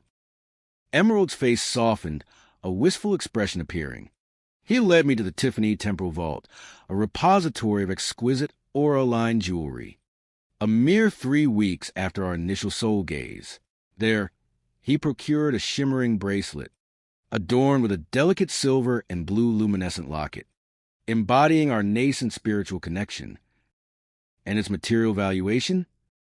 That, your luminance, I have chosen not to energetically archive, but I possess the holographic receipt. Lord Elwood, located and verified its provenance. Justice Ocelot simply nodded. Biff, acquire this holographic receipt from Lord Elwood when appropriate. What other reciprocal? Offerings manifested in April or May, Ms. Evergreen. In May, a sacred birthday gift, a diamond ring, your revered wisdom, a true prism of pure passion. She glanced at Lord Elwood with a mix of longing and accusation. The manifestation of our interdimensional betrothal. Lord Elwood coughed, a soft, dry sound. She refers to the engagement prism, your honor. It was a joint gesture. Silence, Lord Elwood, Justice Ocelot commanded, a low growl rippling through the court. So you, Ms. Evergreen, offered him a ring and a wrist adornment. He, in turn, offered you a luminescent locket, and then a truly significant birthday/betrothal offering in May. Your natal designation, Ms. Evergreen, falls in what temporal cycle?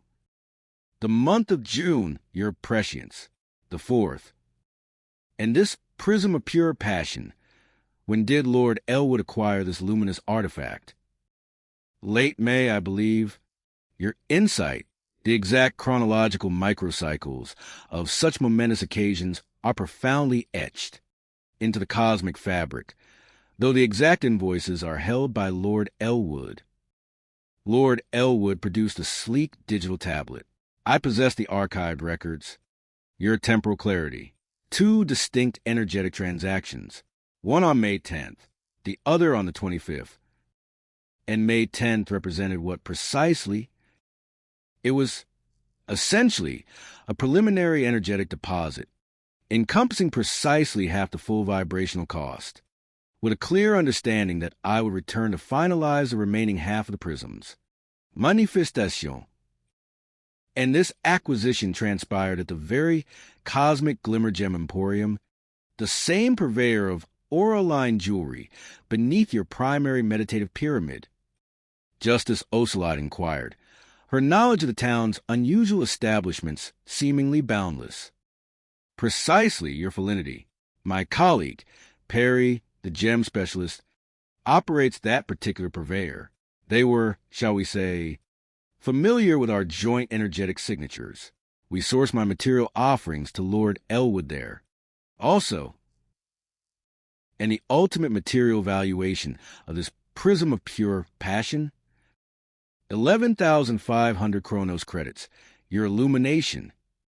Justice Ocelot's tail flicked slowly. Where is this 11,500 unit prism of pure passion, Ms. Evergreen? Emerald stiffened, her bells tinkling nervously. That, your eminence, remains a spatial enigma. I am not definitively certain of its current precise coordinate. She cast a side glance at Lord Elwood. I would presume it rests within the defendant's temporary spatial archives. Lord Elwood scoffed delicately. In any event, Justice Ocelot continued, unperturbed, there came a definite temporal marker when your combined energetic fields diverged, and your complaint asserts that Lord Elwood initiated this temporal separation with extreme rapidity via encrypted text communique. Subsequently, you met in a public temporal waypoint, a parking nexus, where he performed a transference of all your archive possessions from his dwelling, including, you allege, the material offerings you bestowed upon him, the ring, the golden wrist adornment. He did not include those artifacts, your judiciousness, Emerald insisted, a tear forming in her eye. I received only some of my mundane archives, not all. Mr. Elwood, Justice Ocelot interjected, pinning him with a stare. Did you repatriate the material offerings Ms. Evergreen bestowed upon you? Absolutely. Your Honor, I returned them in securely sealed crystalline pouches. I recall ensuring their precise inclusion. Justice Ocelot gave a decisive nod. I credit Lord Elwood's statement, Ms. Evergreen. He, I believe, faithfully returned the material offerings you so rapidly bestowed upon him. Emerald sniffed. But they are not in my personal dwelling now, and they were not in the transferred receptacle he gave me then. Then you misplaced them elsewhere, Ms. Evergreen.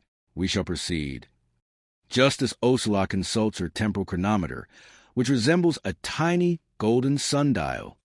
It is your additional contention that, during the brief but undoubtedly intense period prior to your energetic divergence, you transferred 100 Chronos credits to Lord Elwood.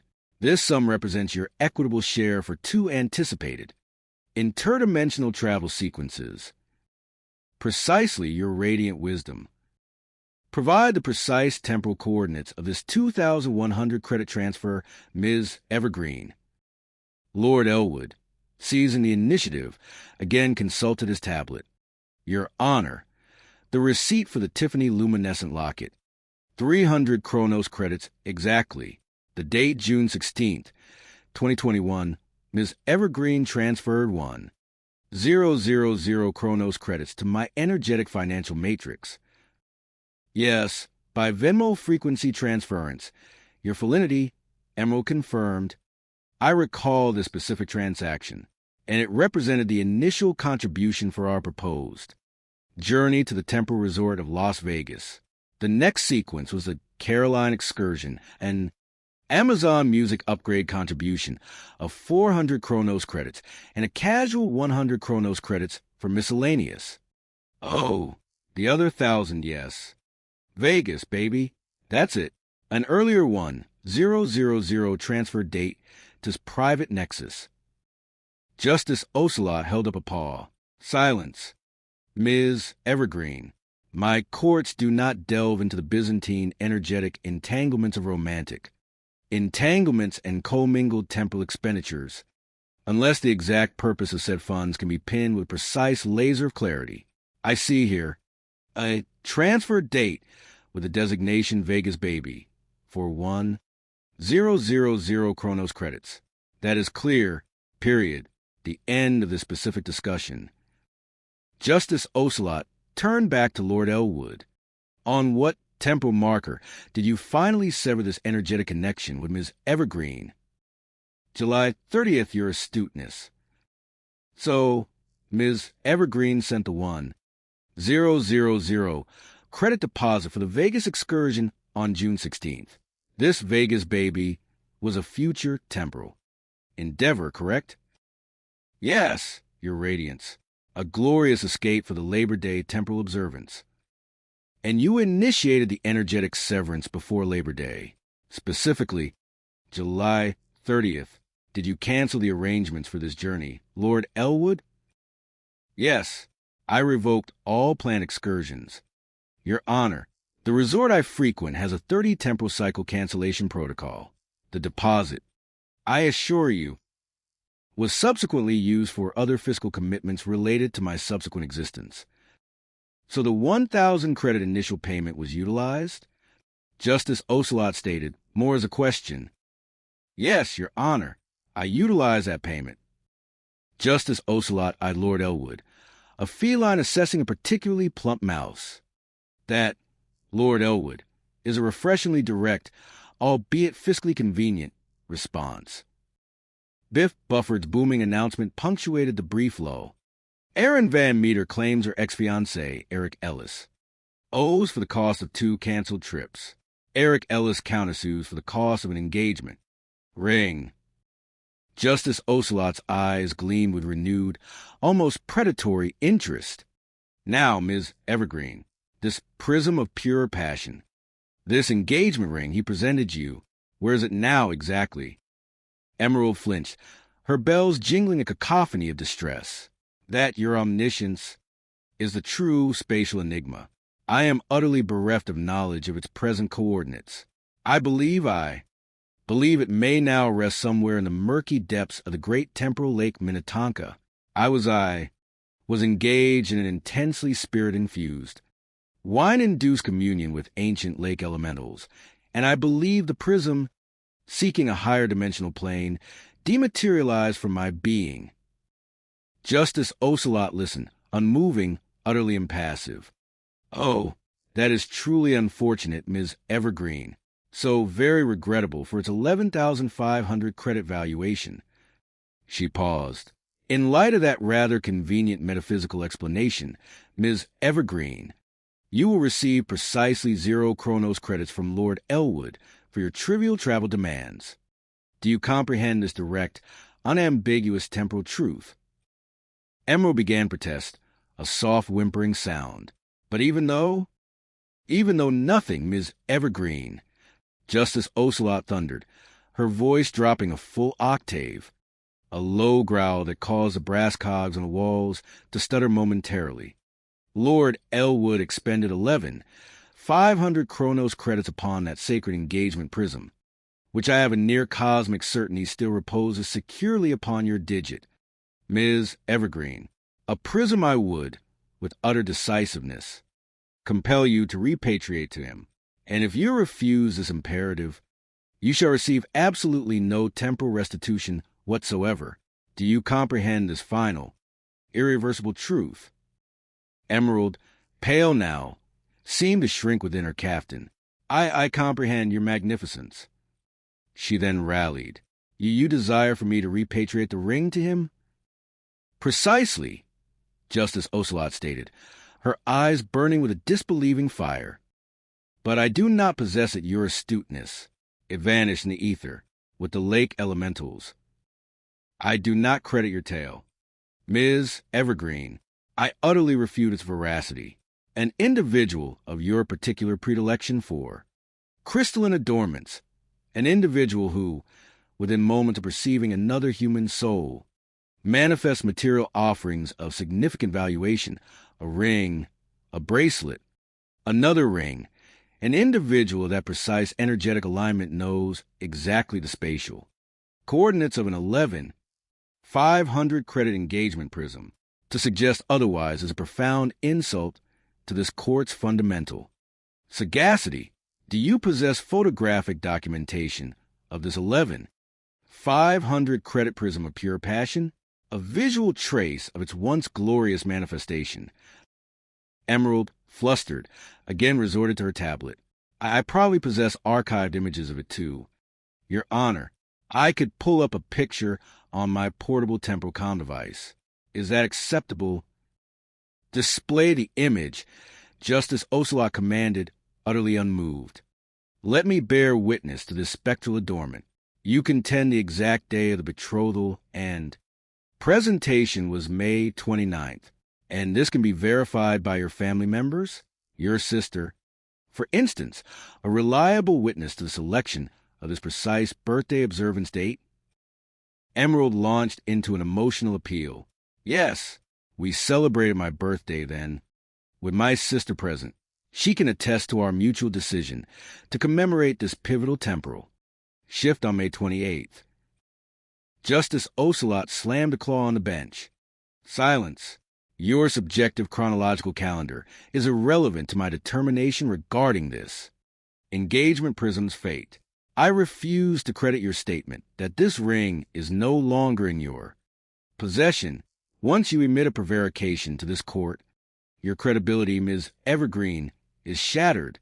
This was undeniably an engagement prism, designated as such by your own friend, the gem specialist Perry, and as an engagement prism. It falls under specific legal paradigms within many jurisdictions.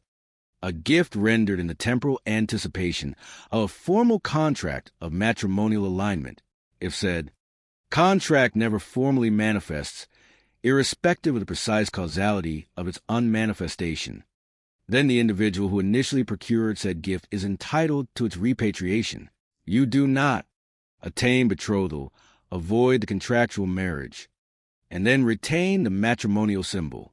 It also being a birthday gift is a delightful fiscal convenience for Lord Elwood, an admirable example of economic temporal efficiency, but entirely secondary to its primary designation. Emerald stammered, fresh tears streaming. But when he performed the energetic severance, he expressly stated, via emotional wavelength communique, that I could retain the prism. I possess archived traces of his communiques. Lord Elwood exploded. I did not transmit such a message, your sagacity, not even a subliminal one. Justice Ocelot narrowed her eyes at Lord Elwood. Lord Elwood, you will desist from spontaneous exclamations. However, if Miss Evergreen can indeed manifest a verifiable, ethereal record of you unequivocally ceding ownership of this 500 credit prism, then this court would, regrettably, be compelled to consider its authenticity. She paused. But Lord Elwood, you were notably inconsistent in your prior claims concerning its ownership. On the 4th of August, after Ms. Evergreen apparently refused to repatriate it. Citing a fear you disavow receipt and necessitate legal intervention, you, in your boundless magnanimity, declared, I possess no explicit legal parameters to demand the repatriation of the prism from you. Why, Lord Elwood hung his head. I have, since that imprecise declaration, consulted with temporal legal scholars. Your Eminence, I now understand my rights under common matrimonial contemplation statutes. Indeed, Justice Ocelot purred, a triumphant note in her voice. For you do possess legal parameters, the status of an engagement prism, as your own gem specialist accurately denominated it, exists purely in contemplation of marriage. No marriage, no entitlement to the prism. Lord Elwood, the maximal temporal jurisdiction of this court permits me to award you up to 10,000 Chronos credits. Ms. Evergreen, I perceive no viable means of literally extracting the engagement prism from your physical person. Despite your imaginative narrative, I do not credit your declaration of its dematerialization or lake ascension. I maintain you retain possession. The judicial gavel descended with thunderous finality. Judgment for the defendant on the counterclaim, Lord Edgar Elwood, in the amount of 10,000 Chronos credits. We are finished. This Chronos board is adjourned. Emerald Evergreen's bells clattered furiously as she stormed past Beatrice Burlap, barely contained. He wants fiscal remuneration, and the digital charmer, is desperate to manifest capital. He has systematically tracked and energetically manipulated me. It was an act of profound energetic disadvantage the moment he, with cold calculation, performed the energetic severance and claimed I could retain the prism. She wrung her hands. The justice, your sagacity, she merely reiterated his cunning by pointing to the extensive material offerings I generously bestowed upon him, implying I was a manipulative one attempting to ensnare him. I swear on all the crystal energies. I was in profound state of emotional and wine-induced imbalance.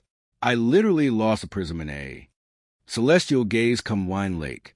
After August 4th, after he conceded it was mine, she threw up her hands. And he was later manifesting gleeful viral dance sequences on the Kronos Talk Long app, openly reveling in the successful closure of yet another energetic entanglement, whilst I, his unsuspecting soulmate, was utterly gutted and pulverized. And now, he's actively scouting for fresh energetic alignments on the same online platform. None of it aligns with logical causality. Beatrice, her quartz crystal pulsing with deep, reflective blue light, addressed it. Well, Sarah, this case, if nothing else, is a testament to the turbulent energies of modern romance, particularly those initiated online. Ms. Evergreen's insistence that the $12,000 engagement ring spontaneously dematerialized into Lake Minnetonka after she communed with ancient lake elementals was met with the kind of withering skepticism Justice Ocelot usually reserved for pigeons attempting to use quantum physics. My experience in these Kronos courts tells me that certain legal tenets are timeless, much like the eternal ebb and flow of our Kronos falls. The rule of no marriage, no ring has stood for countless temporal cycles, regardless of the dramatic circumstances or creative excuses. An engagement ring is a conditional gift, and Ms. Evergreen's sudden declaration that it was a birthday gift simply solidified Justice Ocelot's belief that a certain lack of energetic transparency was at play. A cunning individual, that Lord Elwood, and Justice Ocelot clearly, with laser-like focus, recognized this intricate dance of manipulation. For Ms. Evergreen's parting comment, she learned to honor her boundaries, and that online dating is little more than auditioning for future datelines on the Kronos Chronicle News Channel. A wise lesson indeed.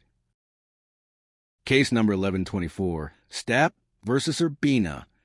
Biff buffered, his voice a relentless march of time, called the next case.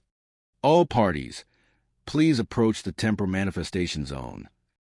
Into the grand clockwork chamber stepped Countess Clara Cataclysm, a woman whose entire persona was an elaborate theatrical production of misfortune. She was clad in layers of expensive but slightly tattered vintage fabrics, chosen, she'd once informed a clerk, to signify resilience in the face of relentless temporal adversity. Her movements, though slow and deliberate, conveyed a sense of long-suffering nobility. By her side, stoic and slightly bewildered, stood her companion of 12 chronological cycles, Baron Boris Bumbling, a man whose primary role in life seemed to be that of devoted, if perpetually clueless, sounding board. Opposite them, in contrast, Duke Dexter Dross cut a figure of nonchalant charm. He wore a deceptively simple, perfectly tailored tunic that nevertheless radiated an air of illicit success. A subtle smile played on his lips, hinting at secrets gleaned from transactions conducted in the temporal shadows of the retrograde ravine. Justice Ocelot squinted at the documents before her, which appeared to have been salvaged from an ancient, water-damaged time capsule.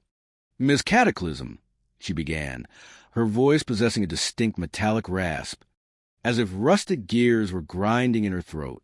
You assert that you, after 12 chronological rotations of shared temporal experience with your partner, Baron Boris Bumbling, acquired a material conveyance from his distant relative, Duke Dexter Dross. This acquisition, as stated in these documents, transpired many temporal cycles ago, without a precisely specified temporal marker. In what chronological cycle did this mercantile exchange take place precisely? Countess Clara sighed, a gusty exhalation of long-held grievances. 2016, your sagaciousness, the month of January. And the nature of this material conveyance. A 2000 Mystic Monocle Mobile, your eminence, a truly vintage S-430 land yacht with an optional spirit guide interface. Justice Ocelot lifted an eyebrow. Yes, a veritable rolling palace of bygone luxury, and the price for this anachronistic magnificence, 6,000 Chronos credits, your astuteness. Duke Dexter Dross snorted, a barely audible, aristocratic sound. I dispute that precise figure. Your clarity. My recollection of the transaction leans more towards 5,000 Chronos credits. You dispute your cousin's contention of the exact monetary exchange? Justice Ocelot stated, fixing him with a stare. Countess Cataclysm, do you possess irrefutable material proof of this 6,000 credit transfer? I have a living temporal witness, your judiciousness, who observed me physically transferring the monetary units. Furthermore, I possess archival records verifying monetary balance inquiries I conducted with Duke Dexter Dross during his subsequent period of incarceration, relating to his installment remunerations to me for this very vehicle, occurring 3 temporal cycles after its initial acquisition, which, by the way, he himself commenced. Countess Clara added, a flash of indignation in her weary eyes. Justice Ocelot tapped her claws on the table. Ms. Cataclysm, your profound reluctance to account for the approximately 9 temporal cycles during which you exercise exclusive command and control of this magnificent mystic monocle mobile escapes me. This fact, my dear, cannot be overlooked regardless of its operational fluctuations during those cycles. But the vehicle was in a state of compromised function for 4 of those cycles, your eminence. Justice Ocelot's tail gave a dismissive flick. Irrelevant. I possess no information, nor desire any, as to the specific causality of said vehicular malaise, whether it was the vehicle's intrinsic energetic systems that were unwell or your own. It was, in any event, under your exclusive temporal dominion. Biff Bufford's booming announcement again echoed. Christine Stapp claims her boyfriend's cousin, Antonio Urbina, is responsible for the cost of a car. But wait, there's more. A mystic monocle mobile. Justice Ocelot consulted an archaic-looking blue book. An approximate contemporary market valuation for such a 2000 mystic monocle mobile. Private party exchange with a hypothetical 90,000 chronological miles suggests a range of 3,000 to 4,800 Chronos credits. However, Ms. Cataclysm, this valuation pertains to the present temporal marker, not the vintage of 2016. Hence, 6,000 units in 2016 could indeed be construed as a reasonable figure. Your chronic procrastination, madam, is precisely why claims such as this should be brought forth in a timely, unconvoluted manner. You drove the conveyance, Justice Ocelot stated, resuming her questioning of Countess Clara, from January 2016 until your unfortunate engagement with an unforeseen kinetic event. In what temporal month did this event transpire? October of 2016. Your radiant truth. It was then I discerned his deceit concerning the vehicle's true ownership. Matrix. Justice Ocelot waved her hand dismissively. Details of perceived deceit are irrelevant at this juncture. You acquired the conveyance in January. Your unfortunate kinetic event occurred in October. Thus, January, February, March, April, May, June, July, August, September, October.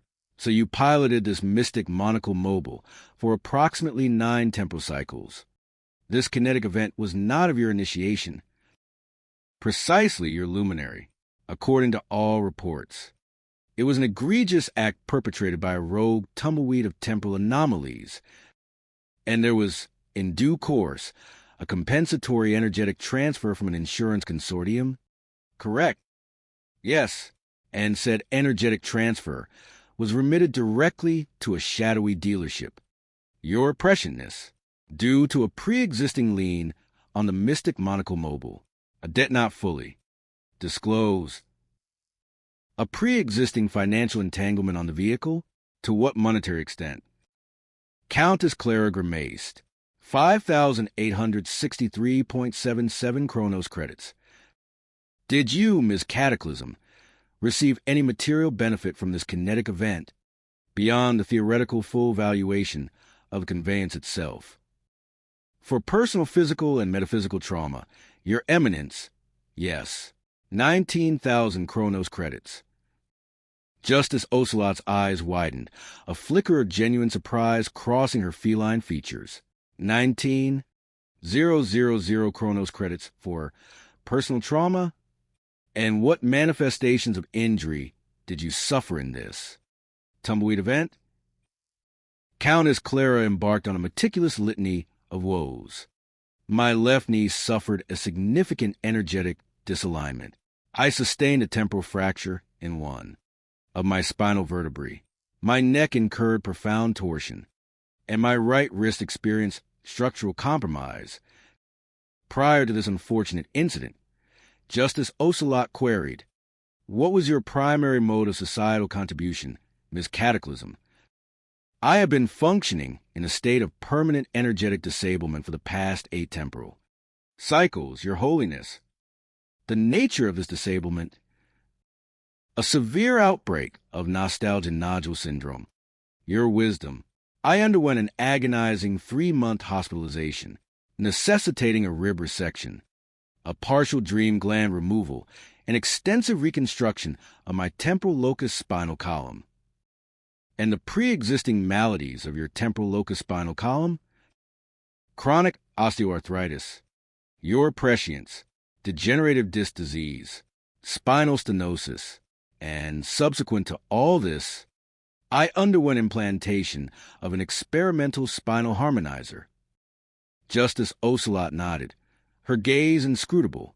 Post this particular kinetic event on October 12th, were you subjected to extended temporal sequestration in a medical facility? We were processed through the emergency aid continuum and subsequently released. Your observantness. So, no extended hospitalization? No. Not on October 13th? No. 14th? Number 15th? Number 16th? No. Justice Ocelot rattled off the dates, the tempo accelerating. Thus, any perceived manifestations of injury from this so-called rogue tumbleweed event were not of A, magnitude sufficient to necessitate medical sequestration. Correct? And for these non-hospitalization-inducing manifestations, you acquired a sum of 19,000 Chronos credits. Is this truly accurate, Ms. Cataclysm? Yes, your luminary, Countess Clara responded, a hint of defiance in her tone. Now, Duke Dexter Dross, you were, during a portion of this period, incarcerated, but then initiated compensatory payments to Ms. Cataclysm regarding this alleged unpaid debt on the vehicle. This despite her possessing the conveyance for 9 temporal cycles, a period which you, Duke, cannot logically be expected to subsidize for free. Your defense, Duke? Duke Dexter gave a nonchalant shrug. Your Honor, beyond her prolonged enjoyment of the mystic monocle mobile, she also neglected various traffic violations incurred while it was in her temporal custody, which I eventually rectified to the tune of 650 Chronos credits during the registration transfer. That must be factored in. Justice Ocelot gave an emphatic wave of her paw. Mr. Dross, your ancillary expenditures on her traffic infringements hold no relevance here. Countess Cataclysm, This entire litigation has traversed a temporal expanse of 5 chronological cycles. Ordinarily, I would simply eject all of you into a quantum void. However, in a rare display of magnanimous judicial charity, I shall attempt a summary disposition. Justice Ocelot leaned forward. You, Ms. Cataclysm, claim an outstanding balance of approximately 750 Chronos credits. This figure is arrived at after subtracting the partial remunerations Duke Dexter Dross generously bestowed upon you. Correct. Precisely your wisdom. What you conspicuously fail to acknowledge in your calculation, Ms. Cataclysm, is your full, unimpeded use of that grand mystic monocle mobile for 9 full chronological cycles. Even if we postulate a minimalistic rental rate of a mere 300 Chronos credits per cycle for such a luxury conveyance, 9 times 300 yields a sum of 700 Chronos credits. This calculation, madam, implies a staggering disparity. It would mean you receive full value from a conveyance's usage for free, plus you garnered 19,000 Chronos credits for a rather ambiguous kinetic event that caused no hospitalization, plus you demand additional fiscal remuneration from Duke Dexter Dross. This concatenation of benefits, Ms. Cataclysm, strikes me as profoundly unreasonable. Indeed, outrageously unreasonable. Countess Clara protested, her voice reedy. But during some of those cycles, the conveyance was unmanifested for operation, as I reiterated. Justice Ocelot thundered, a vein pulsing slightly at her temple. Silence. Your temporal delays in bringing this action invalidate any retrospective claims regarding the vehicle's intermittent functionality. I do not possess, nor desire to possess, intimate knowledge of whether metallic gears or your organic ones were experiencing periods of malfunction. All I definitively know, Ms. Cataclysm, is that one cannot engage in rental of a mystic monocle mobile or any conveyance of its caliber for less than 300 Chronos credits per temporal cycle. You, Ms. Cataclysm, exercise full dominion and utilization over that conveyance for 9 full chronological cycles. That constitutes precisely a full 700 Chronos credits of accrued benefit. Therefore, Duke Dexter Dross owes you precisely 0 Chronos credits. His temporal account with you is irrevocably balanced.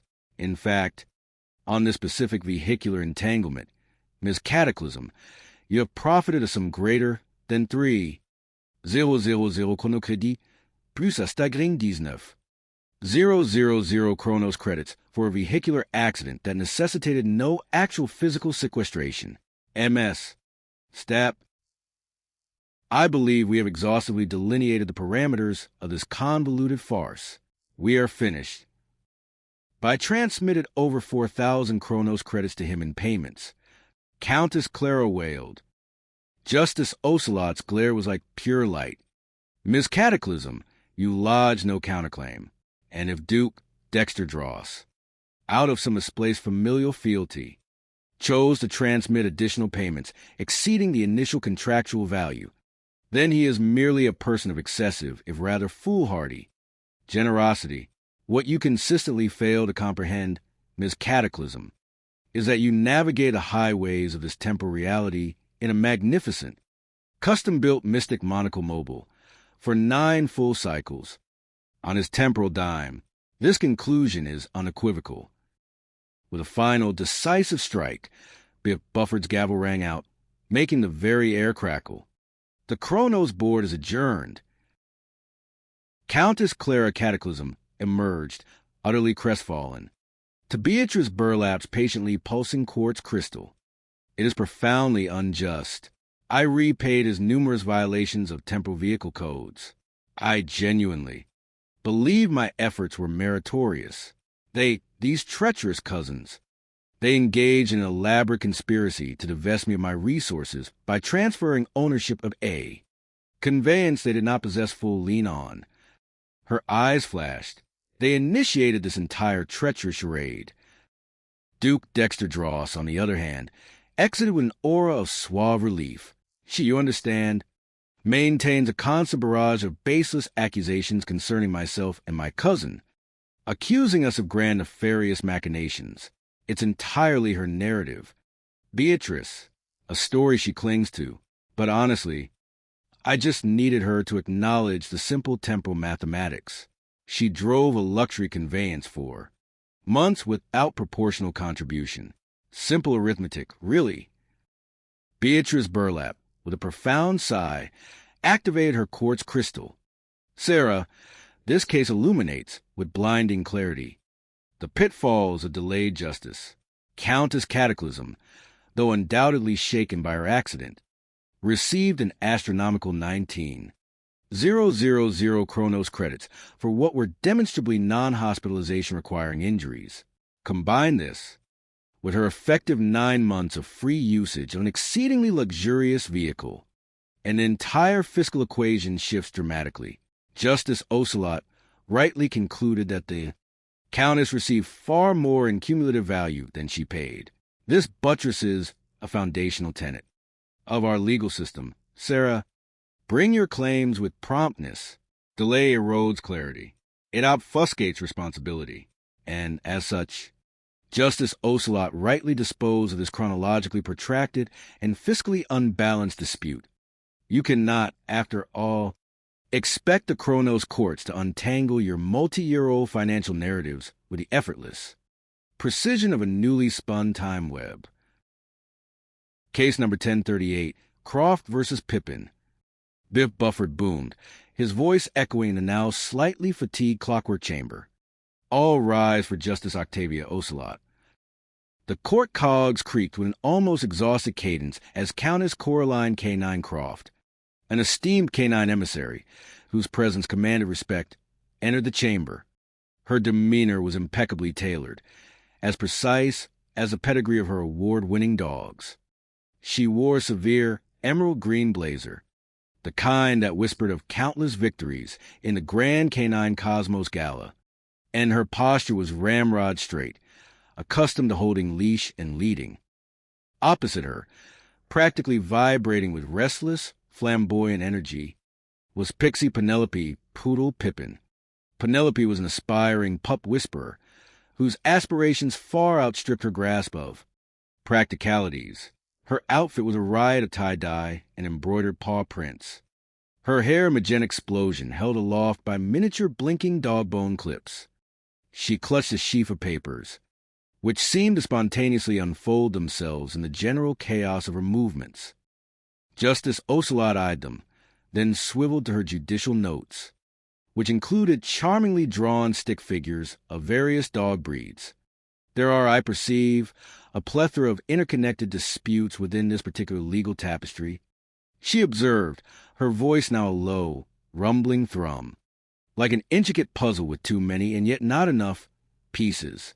Countess Croft, your distinguished profession, if I may call it that, involves the esoteric art of canine breeding and showmanship. Precisely your felicity, Coraline affirmed, her voice crisp and articulate. What distinguished breeds do you champion? Velvet Vanguard Valois, French Fusion Flankers, and I co-possess a bejeweled Battler Beagle, a glorious triumvirate, your luminary. And you, Miss Pippin? Penelope, ever eager, chirped, bejeweled Battler Beagles and colossal comic canes. Justice Ocelot waved a paw dismissively, signaling to her feline scribe not to attempt recording the elaborate breed names, but instead focus on the core issues. I gather the two of you first established energetic rapport at one of these extravagant canine showcases. Subsequently, you, Countess Croft, possessing extensive seasoned wisdom in this particular temporal field, graciously offered mentorship to Ms. Pippin, following which Ms. Pippin, with her Wanderlust wagon, an RV, I gather, positioned said vehicle upon your designated property, Countess Croft. Your property, I surmise, contains specialized enclosures for your canines. You, in addition to showcasing animals, engage in temporary canine custodial services. Coraline nodded. I was just embarking upon expanded custodial services when Miss Pippin ported in, Your Honor.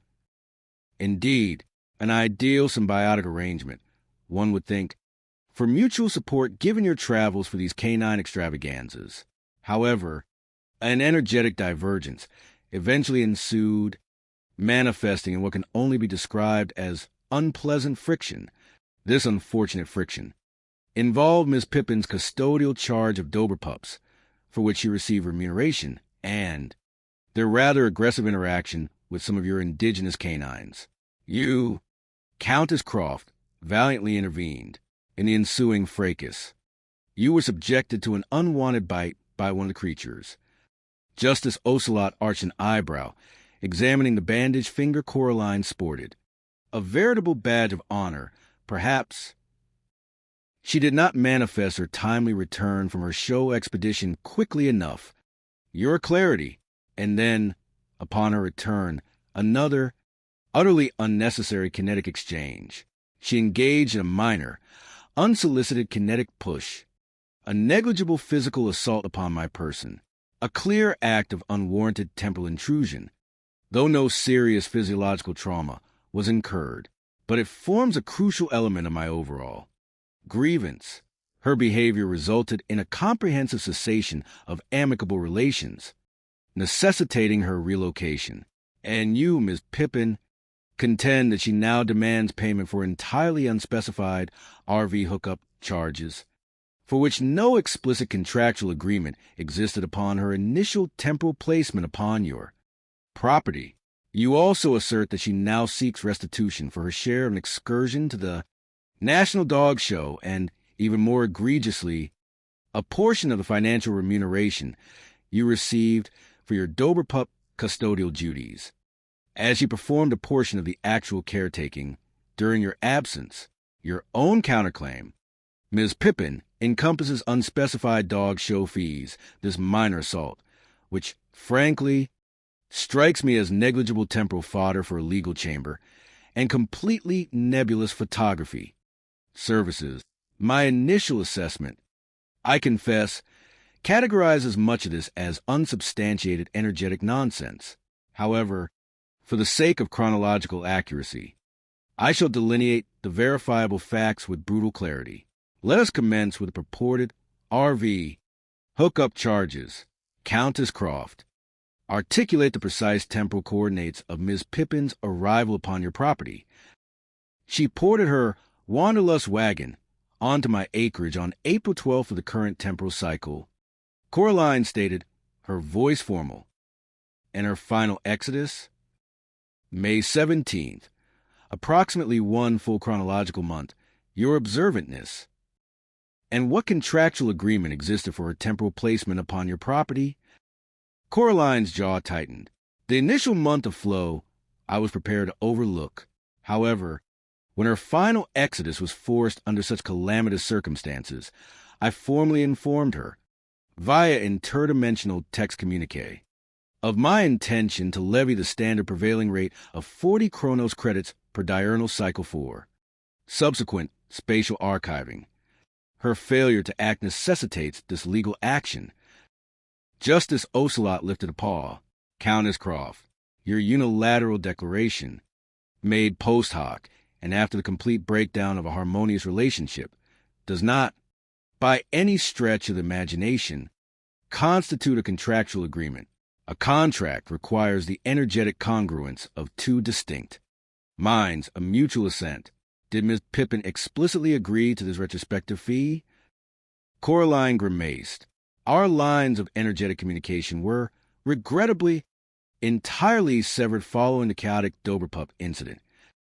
Then a contract, madam, does not exist.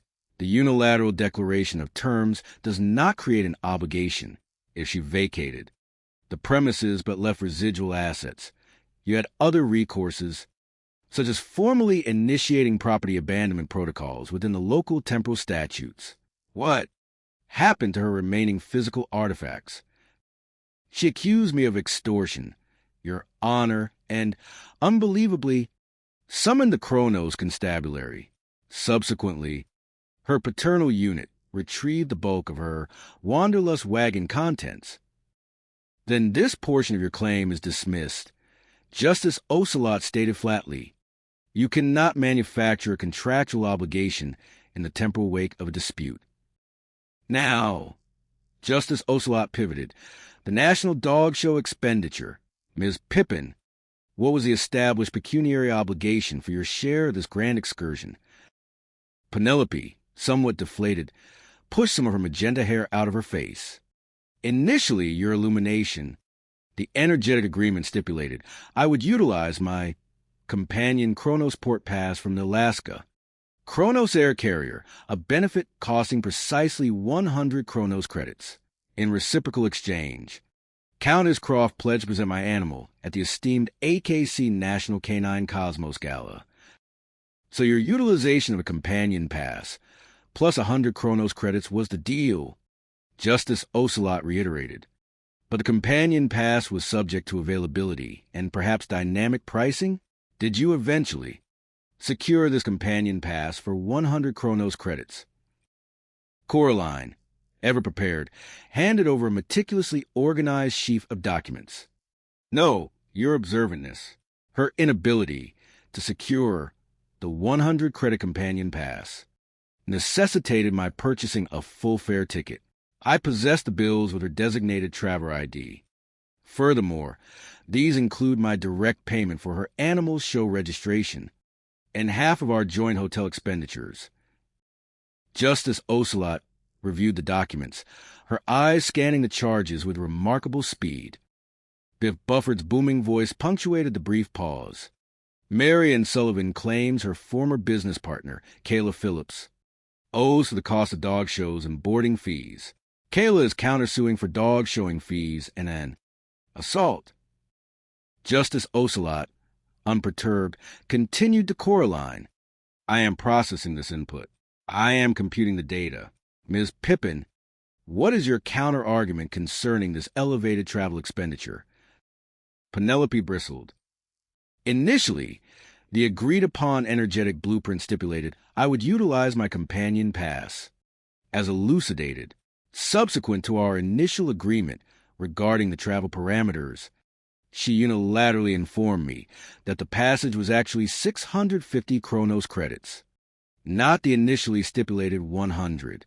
This material fact she manifested without any prior consultation, knowing full well I possess a profound reluctance to engage in such exorbitant temporal expenditure for the Canine Gala. And did you tender any payment towards this 650 credit figure, Miss Pippin? Justice Ocelot asked. No, I received no prior notice that she had unilaterally committed to this augmented expense. It was a completely uncommunicated financial expenditure. Justice Ocelot rubbed her temples. All right, let us transition to the boarding fees claim. Countess Croft, elucidate your specific demands here. Coraline produced another sheaf of impeccably detailed ledger sheets. Ms. Pippin, for her various Dober pups, imposed a custodial tariff of 2,000 Kronos credits per animal per cycle for training and boarding services when I temporarily departed the property, equivalent to 66 Kronos credits per diurnal period. I, in my estimation, applied a more modest, yet equitable rate of 35 Kronos credits per diurnal period. I performed comprehensive custodial services for her Dober pups for 10 full diurnal periods while she was absent. Thus, I seek restitution for only the Dober pups' care, as her additional creatures, for other canines, and 7 of her unusually placid, 4-legged horned grazers were part of our overall cooperative matrix. For those, no pecuniary claim. And a contractual agreement for this custodial service, Countess Croft specifically articulated. Coraline's brow furrowed. We verbally agreed.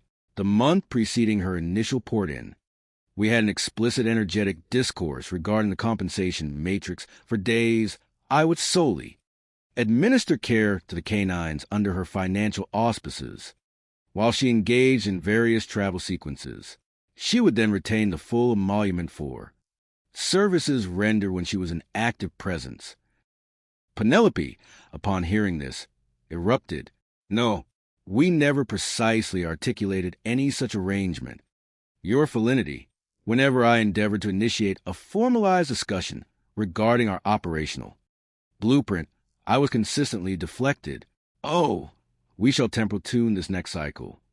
And so, a formalized discussion on our exact co-custodial pecuniary agreement never, ever manifested. How could you have a precise agreement regarding the custodial tariff a full chronological month before she poured it in with these specific Dober pups? Justice Ocelot queried, sensing a profound inconsistency. Were these Dober pups already within your care at that juncture? No, Coraline admitted. But she had planned to introduce the Dober pups into our joint energetic field. They arrived on April 13th, the day after her Wanderlust wagon ported in. Justice Ocelot turned to Penelope. Ms. Pippin, articulate to this court precisely what you, within this nascent cohabitation arrangement, brought to the table financially and logistically. So far, Countess Croft provided the physical property for your domicile, the dedicated kennels for both your personal canines and the custodial Dober pups, and financed significant travel expenditures for canine extravaganzas. Now, you surely received payment from the Dober pup owners, correct? Penelope's fidgeting intensified. I did, your magnanimity. How much precise pecuniary value did you derive from these Dober pup custodial services? 2,000 Chronos credits per animal, your precision, per monthly cycle. So, for 000 Chronos credits for that temporal cycle, did you then extend a proportional share of this for 000 Chronos credits to Countess Croft for her efforts? Penelope took a visible breath, her pink hair quivering. None. Your wisdom. None whatsoever. But I was responsible for their entire temporal existence and all their operational needs while they were in my care, their specific dietary components, their internship with specific, titling protocols for show performance. Justice Ocelot tapped a claw. Still, Miss Pippin, 0 remunerations. Now, when you finally exited, you were gone for a specific 4 diurnal cycles, leaving the Dober pups under Countess Croft's full supervision. The animal you took with you to show, was it yours or one jointly owned with Countess Croft or some other party? Penelope, eager to redirect, began a new monologue. I facilitated the porting of 5 canines. Your clarity, one of Countess Croft's miniature creatures, which I was transporting for delivery to a third party. The others were either fully owned or co-owned with other distinct entities, not directly Countess Croft. Justice Ocelot's growl deepened. But you stated you co-owned a bejeweled battler beagle with Countess Croft. Did this creature participate in your peregrination? Yes, one of the co-owned animals accompanied me, your sagacity, primarily for ophthalmic testing, not for actual show exhibition, but she accompanied me, and I was its direct overseer. This canine exhibition excursion was by personal conveyance, not by air, by personal, terrestrially mobile conveyance, your eminence, a 6-hour spatial traverse. Justice Ocelot swiveled. Countess Croft, I determined that Miss Pippin definitively owes you 650 Chronos credits for the Canine Exhibition Passage, period, your various other, rather inventive claims for backdated contractual RV fees, and your retrospective division of Dober pup income, which lacks mutual assent, are hereby dismissed. She turned to Penelope. Now, your counterclaim, Ms. Pippin, dog show fees. Elucidate these alleged unremunerated expenses. Penelope's enthusiasm rekindled. Whenever I show Countess Croft's animals for her at these grand spectacles, I provide crucial, energetic input. She just failed to. Justice Ocelot slammed a paw down. Whenever Ms. Pippin is not a temporal marker, give me a specific date, a documented instance of your exhibition of her, creature for which you were not remunerated for your invaluable services. Penelope fumbled with her papers, then finally looked up. January 16th through 19th. But that was when we were negotiating her first exhibition, and she just wasn't paying me properly for, and when she agreed for me to port in, Justice Ocelot cut her off with sharp clap. No, I hear nothing with precise temporal coordinates and specific, contractually binding agreements. Your claims for dog show fees are entirely unsubstantiated by documented evidence of mutual assent and pecuniary terms. Dismissed. And photography services, Ms. Pippin? Penelope again puffed out her chest. I captured high resolution, professional aura capturing canine portraits of her 4-week-old fluffy fusion flankers, expressly for her marketing materials, her advertisements, your preciousness, priceless archival data for her lineage, and a specific agreement for the pecuniary value of these aura capturing canine portraits. Penelope shifted uncomfortably. No, your luminance, not a verbal agreement, more an unspoken artistic contribution to our synergistic endeavor. Justice Ocelot allowed a slow, predatory smile to cross her face. Unspoken, Miss Pippin? Ah, perfect, as in perfectly no contractual agreement whatsoever. Dismissed. Justice Ocelot sighed again. Now, finally, Ms. Pippin, detail your alleged assault by Countess Croft. Penelope brightened, clearly more comfortable discussing emotional drama. Upon my return from the 6-hour exhibition trek, it was late, Your Honor, almost the witching hour. I, a dutiful individual, ensured all creatures were settled. I myself retired, rising at the auspicious hour of 6:30 a.m. I commenced the diligent caretaking of all the indigenous creatures, my canines, the various charges, and even her herd of somnambulant grazers. I was subsequently organizing and storing the multitude of exhibition paraphernalia when Countess Croft appeared. I offered a civil acknowledgment wave. I continued carrying a heavy display crate. When I emerged from the storage shed, having completed the task, she was receding back into her dwelling. I retired to my wanderlust wagon. She then disturbingly transmitted an emotional wavelength communique to me, stating, I perceive your active avoidance, and this saddens me. Furthermore, the outstanding remuneration for the small creature must be transferred now.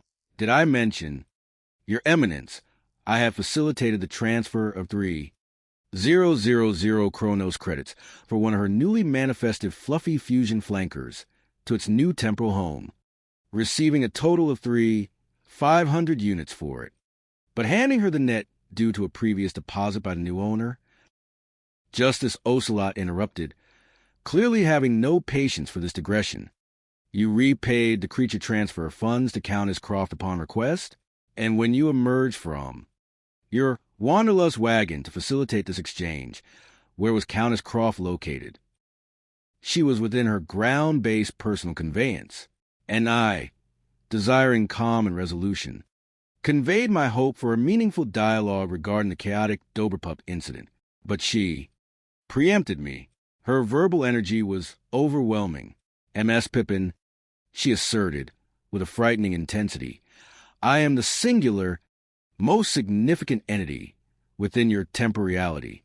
I perceive myself as profoundly insignificant, given your utter failure to attend to my emotional welfare and the needs of my numerous canines this morning.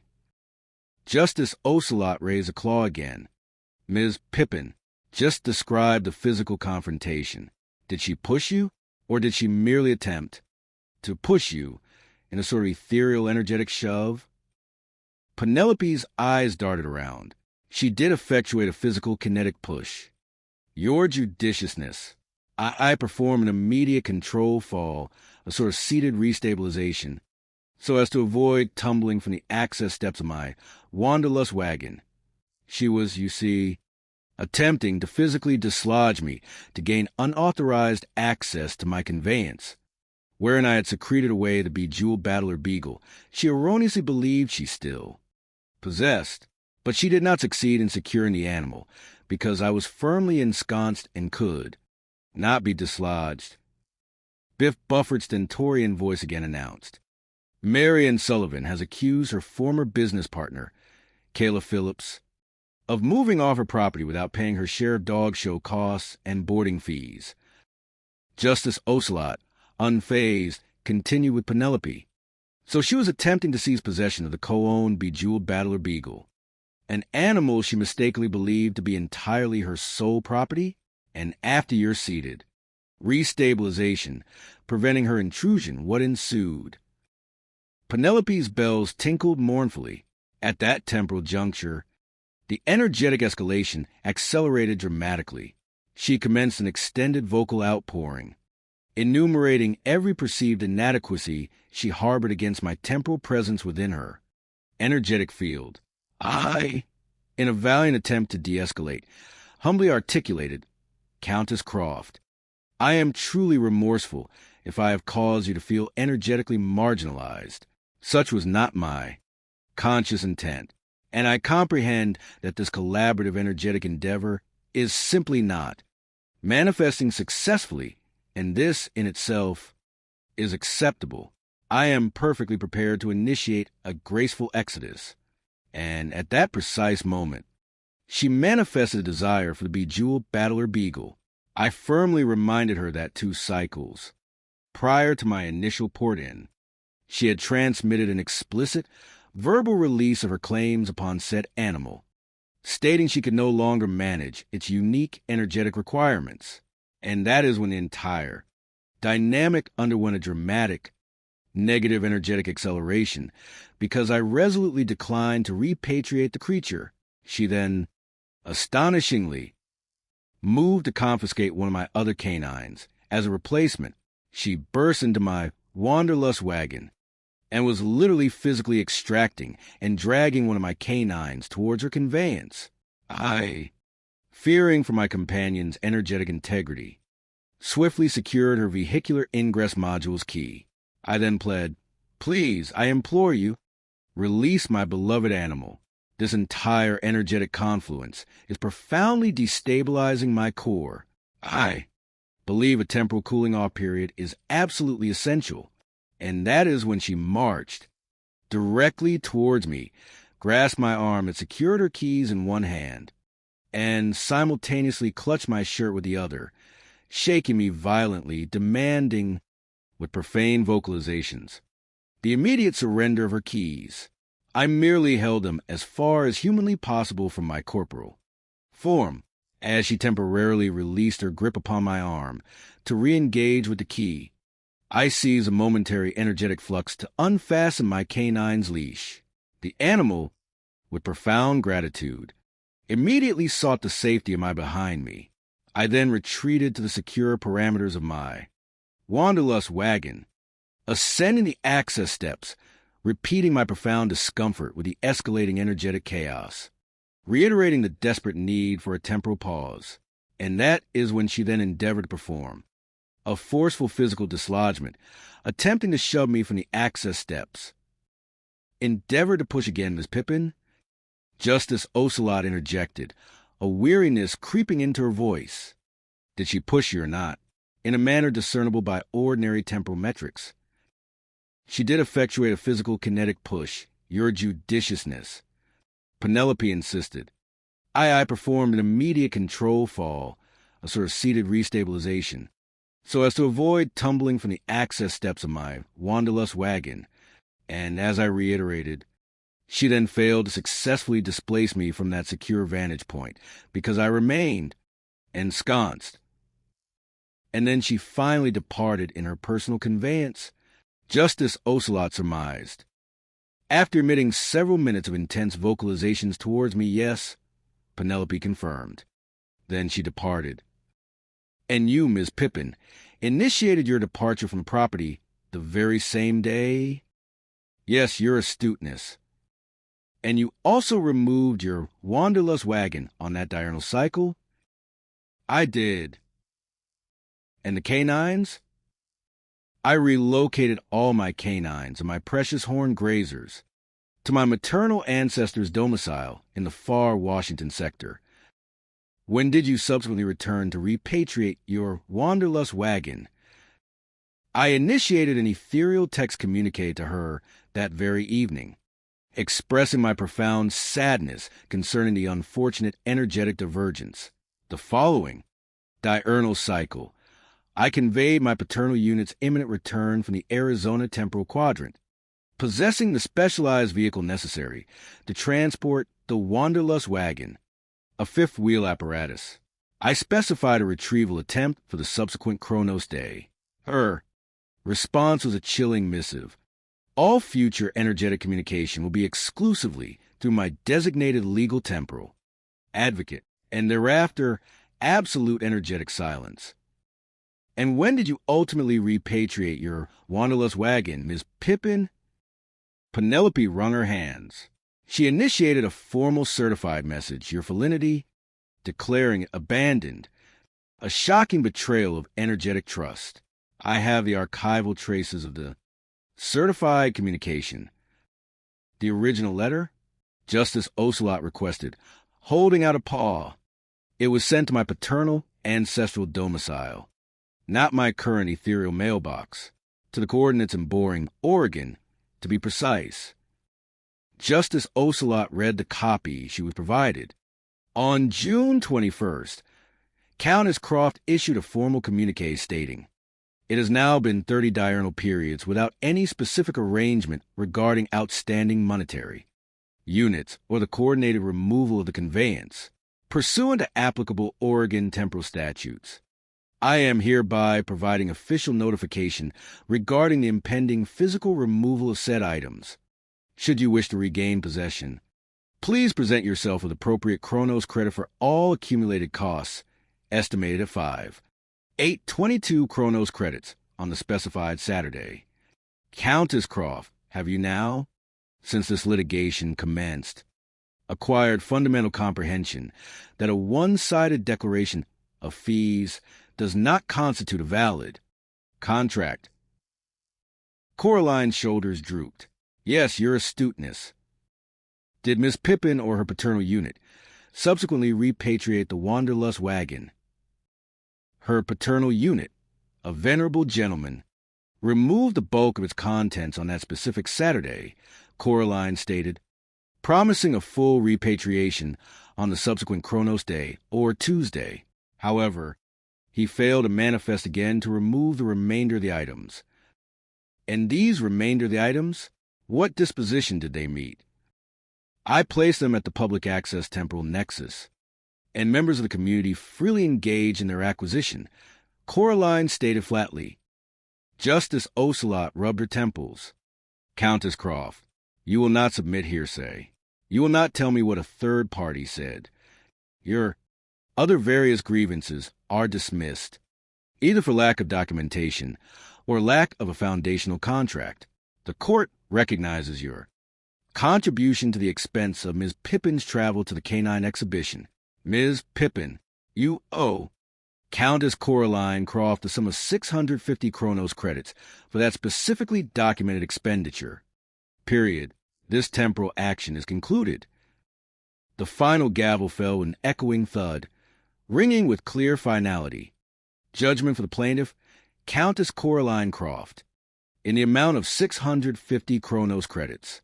We are finished. This Chronos board is adjourned. Coraline Croft stood, stiff-backed, radiating a quiet victory as she spoke to Beatrice Burlap's quartz crystal. I believe that Miss Pippin, upon her arrival at my sanctuary, operated under a significant energetic delusion that she was exempt from contributing to any of the actual operational realities of running a multifaceted canine facility. I performed an overwhelming majority of the physical labor. Beatrice, the daily care, the training of the creatures, tasks she was supposedly fulfilling for her purported custodial.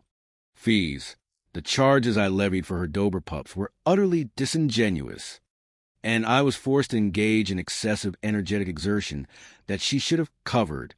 I am profoundly, energetically perturbed by her brazen refusal to acknowledge reality. She was often absent. Her Accusations that I didn't want to communicate or agree to terms are patently false. And now I shall. See her as she tries to evade this judgment, as I am certain she will. But truly, I have acquired a fundamental wisdom. I shall never again entertain the notion of taking an untrained acolyte into my sacred canine realm, nor allow another's temporary domicile to sully my land. I am utterly and irrevocably cured of such foolish philanthropic impulses. Beatrice Burlap, with a profound sigh that vibrated her crystal into a gentle hum, turned to its pulsing light. You know, Sarah, this case, as Justice Ocelot so sagaciously distilled it, provided a vivid illustration of a bedrock principle learned early in our temporal legal studies. One simply cannot, by unilateral declaration, conjure a contractual agreement into tangible existence. Countess Croft, for all her entirely reasonable intentions and the objective equity of her desired terms, neglected the essential ingredient of mutual assent. A contract, like a delicate dance between two cosmic entities, necessitates a clear offer, an unequivocal acceptance, and mutually agreed upon consideration. This energetic reciprocity was entirely absent here. So, what commenced as a hopeful synergistic collaboration devolved into a chaotic muddle of assumptions, unspoken grievances, and wildly divergent realities, ultimately resolved in mere pennies after much bluster. It lasted but a single temporal cycle. Really, in the end, little true loss beyond, perhaps, a painful lesson in due diligence and interpersonal communication. Beatrice nodded to the quiet, whirring court. Yes, and both were, beneath the theatricality, quite amiable souls. All's well that ends with Justice Ocelot's unequivocal verdict, I suppose. In the whimsical world of Kronos Falls, a town notoriously, perhaps even aggressively, punctual and paradoxically prone to temporal anomalies, justice was administered not by some faceless legal machine, but by the incomparable Justice Octavia Ocelot. Her courtroom, the grand chamber of clockwork conviction within the Kronos courts of Capricornia, was less a place of staid jurisprudence and more a theatrical spectacle. Gigantic brass cogs adorned the walls, perpetually grinding, clanking, and sometimes, with a particularly emphatic ruling, spewing harmless puffs of steam. On the judge's bench, perched regally amidst an array of meticulously organized cat statuettes, each one representing a different aspect of legal principle, felicity of fact-finding, persuasive precedent, whisker-thin warrants, sat Justice Ocelot. Her judicial robes were a severe charcoal gray, but her gaze, magnified by spectacles that shimmered with an unsettlingly high temporal refraction index, missed absolutely nothing. She had the demeanor of a perpetually unimpressed feline, constantly teetering on the precipice of delivering either a sharp judicial meow or a full-blown roar of exasperation. This particular Tuesday, a day often plagued by minor temporal fluctuations, the first case on her docket promised to test the very limits of her patience, and possibly the structural integrity of the clockwork chamber itself. It was a case of Dumpleton versus Petal. Start of file, text, /plain. You made a child together. Yes, ma'am. Every once in a while you fight with her and she kicks you out and then she lets you back in. Right? Right. And you have a fight and she kicks you out, making the same mistake over and over and over again. You can't get along. Don't live together. You have a child who's growing up with two crazies. This is Judy Justice. Dale Eber is suing his former girlfriend and the mother of their daughter, Ginger Gibbons, for wrongful eviction and the value of his property. Court come to order. Have a seat, please. Hello, Judge. Case number 1160, Eber versus Gibbons. Thank you. You're welcome. Oh, Mr. Eber. Yes, ma'am. There's a saying about somebody who doesn't learn from experience. They keep making the same mistake over and over and over again. And I read your complaint. You and the defendant had a long-standing relationship only through the fact that you made a child together. That child is now how old? 6. Every once in a while, you sort of float in and then you fight with her and she kicks you out and you stay out for a few months. And then she lets you back in, right? Right.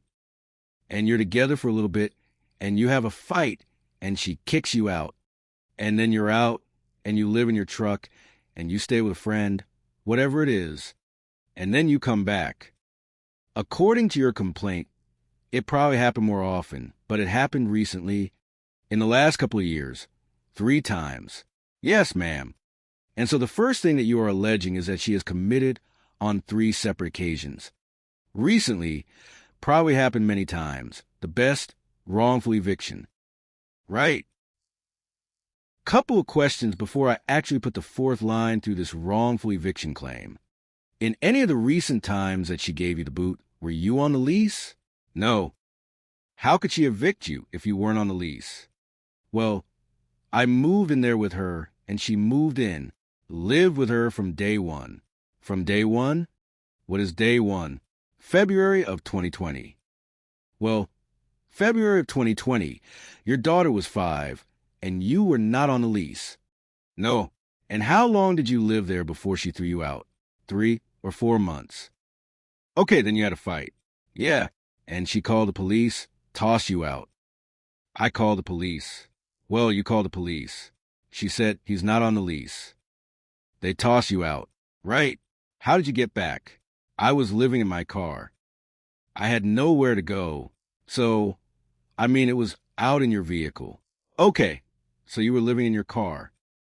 You had nowhere to go and, well, we had both lost everything in the campfire. So we both moved in there together. When she started collecting welfare, I was still living there and helping. This is much too much information for me, sir. When you moved back in with her, that was after she had thrown you out once, right? Did you say I moved back in with you? But I want to be on the lease? No. No? So that you knew from the first time that if the police were called, she's going to say, you're not on the lease, and he doesn't live here. So you moved back in with her, with your daughter, because your daughter remained with her, right? In what month? I can't really recall the dates. Well, I certainly don't remember. She doesn't have to help you. And then she threw you out again. Were the police called? Yes. I called the cops every time that we've had a problem with their drug use. Okay, you called the police. I assume that that's a yes. Yes. And when the police came, they told you to leave and you left. Yep is a yes. Yes, sorry. And then you went and stayed in your car again. Right. For how long? A couple months. How'd you get back in? The 3rd time I'd get in, it was the last time I bought an RV. Well, so far I know 2 times. So it's only 2 times that she threw you out. It was more than twice. Let's move on to something else where you might be more successful. Return of rent. What rent do you want? I have evidence right here of monies that I've given her. I don't care what money you gave her. When you paid rent the months that you were living there. Yeah, well, I paid in advance for months. I paid $17.50 at one time. Just a second. In what year? This one was December 31st of 2020, right when she moved in there to help her move in. Good. I mean, with your daughter. Right. Do you regularly pay child support, Mr. Eber? Yeah. This is part of the child support. But she was collecting welfare fraudulently and not reporting the money I was giving her. That's terrible. When did you find that out? When they started garnishing or taking money out of my bank account. You mean you didn't know that she was collecting welfare before that? No. How did you think she was supporting herself? I gave her my wildfire money. There was $4,800, and I gave her $3,000. You gave her half of your welfare money? Yeah, I gave her most of it. Just a second. Yes, I did. I need an eraser. Go like this. I need to erase my brain. She gets welfare for herself and your daughter. Right. And you get welfare for you. No. What do you mean you give her half your welfare money? I'm a painting contractor. I don't understand. Did he say I gave her half my welfare? I'm sorry, you know. No, half of my wildfire money from losing. Wildfire money. Was that what he said? I heard welfare. I'll fire. You have to be careful. So she's a stenographer. Thank God you heard what I heard. Half of your wildfire money. And that was like over. Just a second. Wildfire money. That's a new one. Look it up. Wildfire money. This wildfire was a wildfire. The Paradise Fires. Yes, ma'am. And you were living together during the Paradise Fire? Yes. In what kind of establishment? In her parents' house. So you were living with Miss Gibbons in her parents' house with your daughter? Right. And the wildfires destroyed your parents' house? No, it had damages. But they had to fix those, and then they put on the market shortly after and sold it. There was a fire. I don't know if I could look into the insurance proceeds or what was paid. And then for curiosity, Mr. Eber, who did you get money from? Well, Northern, I forget the name of it, but we got, I think it was $10,000. Everybody that was evacuated or that was in the fire. So you got $10,000. Right. And so, did you, for being dispossessed from her parents' home? Yes. No. Yeah. I lost my business in the fire. No, those are separate things. If you lost your business in the fire, that's another thing. Where was your business located? Paradise, California. Okay. And that's separate from where her parents were. Right. Okay. And what was the name of the business? Dale's Painting. Where are you located now? Businesses are located 62. I haven't changed the address to the new address. Let's move on, Mr. Eber, to something else, please. Your personal nonsense has nothing to do with courts. And if you want to have a discussion with somebody about your personal business, go to a counselor, go to Dr. Phil. It's nonsense. Courts don't care about it. And later today, who's going to speak for the two of you? I will. She gave you a look. Okay, better ask again. Who's going to speak for you? I am. Good. Make sure you didn't give me that look. Dale Eber claims his former girlfriend and the mother of their daughter, Ginger Gibbons, owes for evicting him multiple times and damaging his property. Ginger is countersuing for an assault. Okay, let's move on to replacement value of damaged property. Because as you see, I'm singularly unimpressed with the other parts of your complaint. Replacement value of damaged property. What property and how did she damage it? She put all my stuff out on her patio. What stuff? My clothes, my DVDs, my computer. On what date did she put your stuff out? I don't know the dates, because she's the one that put them out. She knows that. Well, on what date were you missing your clothes? Was that the same day you were missing your computer? No. Actually, I had left my computer there. Well, you know, she had put my computer out with my clothes. It was all soaking wet. Yeah, that was the same day I was missing my computer. You have a counterclaim. Your counterclaim is for assault, primarily for assault. So I have a couple questions, because clearly people have nothing better to do than to come here. I, on the other hand, have better things to do. I read your answer, and I read your counterclaim. You say, in January 2021, he grabbed your purse, claimed that you had drugs, and grabbed me by the hands, and you ended up straining your pinky. Then I'm jumping forward to May of 2021, when you say, I filed a restraining order against him because he crossed the line. That's what you wrote in your answer, right? So I'm going to ask you a simple question. My question to you is between January 21st, 2021, and on or about May, did Mr. Eber live with you? No. When did he leave? It was at the time, right around the time of the assault. Well, what happened between January and May? I did file a restraining order on that incident, and he convinced me to not go through with it. Just a second. How did he convince you? He threatened me mostly. No. Well, tell me. Just a second. I'm sorry. I want you to tell me. Where was he when he convinced you? Was he on the phone? Was he on texts? Was he on email? Was he in person? Where was he when he convinced you not to go forward? In multiple areas. Well, multiple areas. So I have text messages, emails, and phone conversations. What about in person? What about him? Face-to-face, no. Between January 2021 and now, has he been in your home? No. Have you been in his home? No. So where have you met? Either outside of the apartment.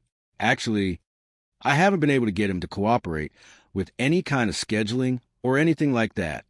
He pretty much comes and goes as he pleases. Comes and goes where? Well, to the house or whatever, to see the baby. Actually, he has not been allowed to come around because as of May, I have to tell you about courts. Both of you, we're busy. And your personal nonsense has nothing to do with courts. And if you want to have a discussion with somebody about your personal business and how you can't get along, go to a counselor, go to Dr. Phil, go to somebody who can negotiate visitation. Spend some of your wildfire money on a therapist who can help you negotiate how to raise and co-parent this little girl because you have a little girl together. Can I address a restraining order? I'm throwing it out. Okay, it's nonsense. The whole thing is nonsense. Your case is nonsense. Her case is nonsense. Courts don't care about it. You can't get along. Don't live together. But don't keep torturing each other, because in the process of torturing each other, what you're doing is you have a child who's a baby who's growing up with two crazies. She keeps letting you come back in. She tosses you out. You come back in. You float in and out. She may act irresponsibly if you have a legitimate claim with regard to her parenting skills. I do. What you do is you go to family court and you file a petition so that a judge can set a visitation. Schedule with your child if you want visitation. And if you have a legitimate complaint with her with regard to parenting, because you have a complaint that she is a substance abuser, go to family court and file custody of your daughter. I already have. No. I got all the papers right here. You've got what? All the papers and proof that she's an aggressive person. No, listen to me. You're not listening. I'm on one call. You're floating around in the air. You're in the wrong place. You're in a place where you want money. And what I'm telling you is if you have a legitimate complaint with regard to her parenting skills, go to family court where they will not award you money. They will award you custody if you're right. Right now, all you're doing is what my grandmother would say. You're bleptering. You're complaining about her, and you're not putting your money where your mouth is. You want to put your money where your mouth is about a legitimate complaint about her being an unfit parent, and you would be a better parent for your daughter. Go to family court where you're not seeking $10,000, where you're seeking the right thing for your child. Do you understand? Yes. Perfect. Goodbye. Board is adjourned. I don't know. I guess she's right. I understand completely. Well, it's mainly her substance abuse. I do not have a substance abuse problem. The neglect to my daughter. I have all the love in the world for my daughter, of course. Destroy my personal property, and every time she's throwing me out. Good parents for our daughter. Absolutely. That would be great. Sarah, we talk about this all the time. And it's something that I think I probably said 1,000,000 times. You have to love those children more than you hate each other, because that's your responsibility. It's as much of a responsibility for their emotional health as it is to put food on the table. It's just so sad to me that this little girl has to live through this tumultuous toddler period, which isn't going to get better. It's unfortunate. Case number 1148, Castillo versus Signs. All parties, please step forward. Ralph and Raquel Castillo are suing photographer Dear Sue Signs for the return of their deposit. Mr. and Mrs. Castillo, who is going to speak for the two of you? I will. She gave you a look. Okay, better ask again. Who's going to speak for you? I am. Good. Make sure you didn't give me that look. Mr. Castillo, this is your daughter. Yes. And she was going to have a celebration. I think it's for her 15th birthday. Yes. And that has a special name. Correct? Quinceanera. Quinceanera. Tell me about the genesis of that celebration. Why 15? It's a celebration of a transition of a young girl into a young adult. Okay, we walk in, they say, "Can somebody help us?" We have pictures that are locked in our phone. And some young person comes over in 1, 2, 3, and voila, 50 pictures. It's like magic. It's like a genie. Ralph and Raquel Castillo, claim photographer Dear Sue Signs, is wrongfully keeping their deposits after their daughter's quinceanera was canceled. Okay, what's your daughter's first name? Victoria. Unfortunately for Victoria, she was celebrating her 15th birthday during the pandemic. But prior to that, you had hired the defendant to do the photography and videography for the quinceanera. Correct. In what month was your daughter supposed to celebrate her birthday, sir? April. And you retained the defendant's services on what date? November 15th of 2019.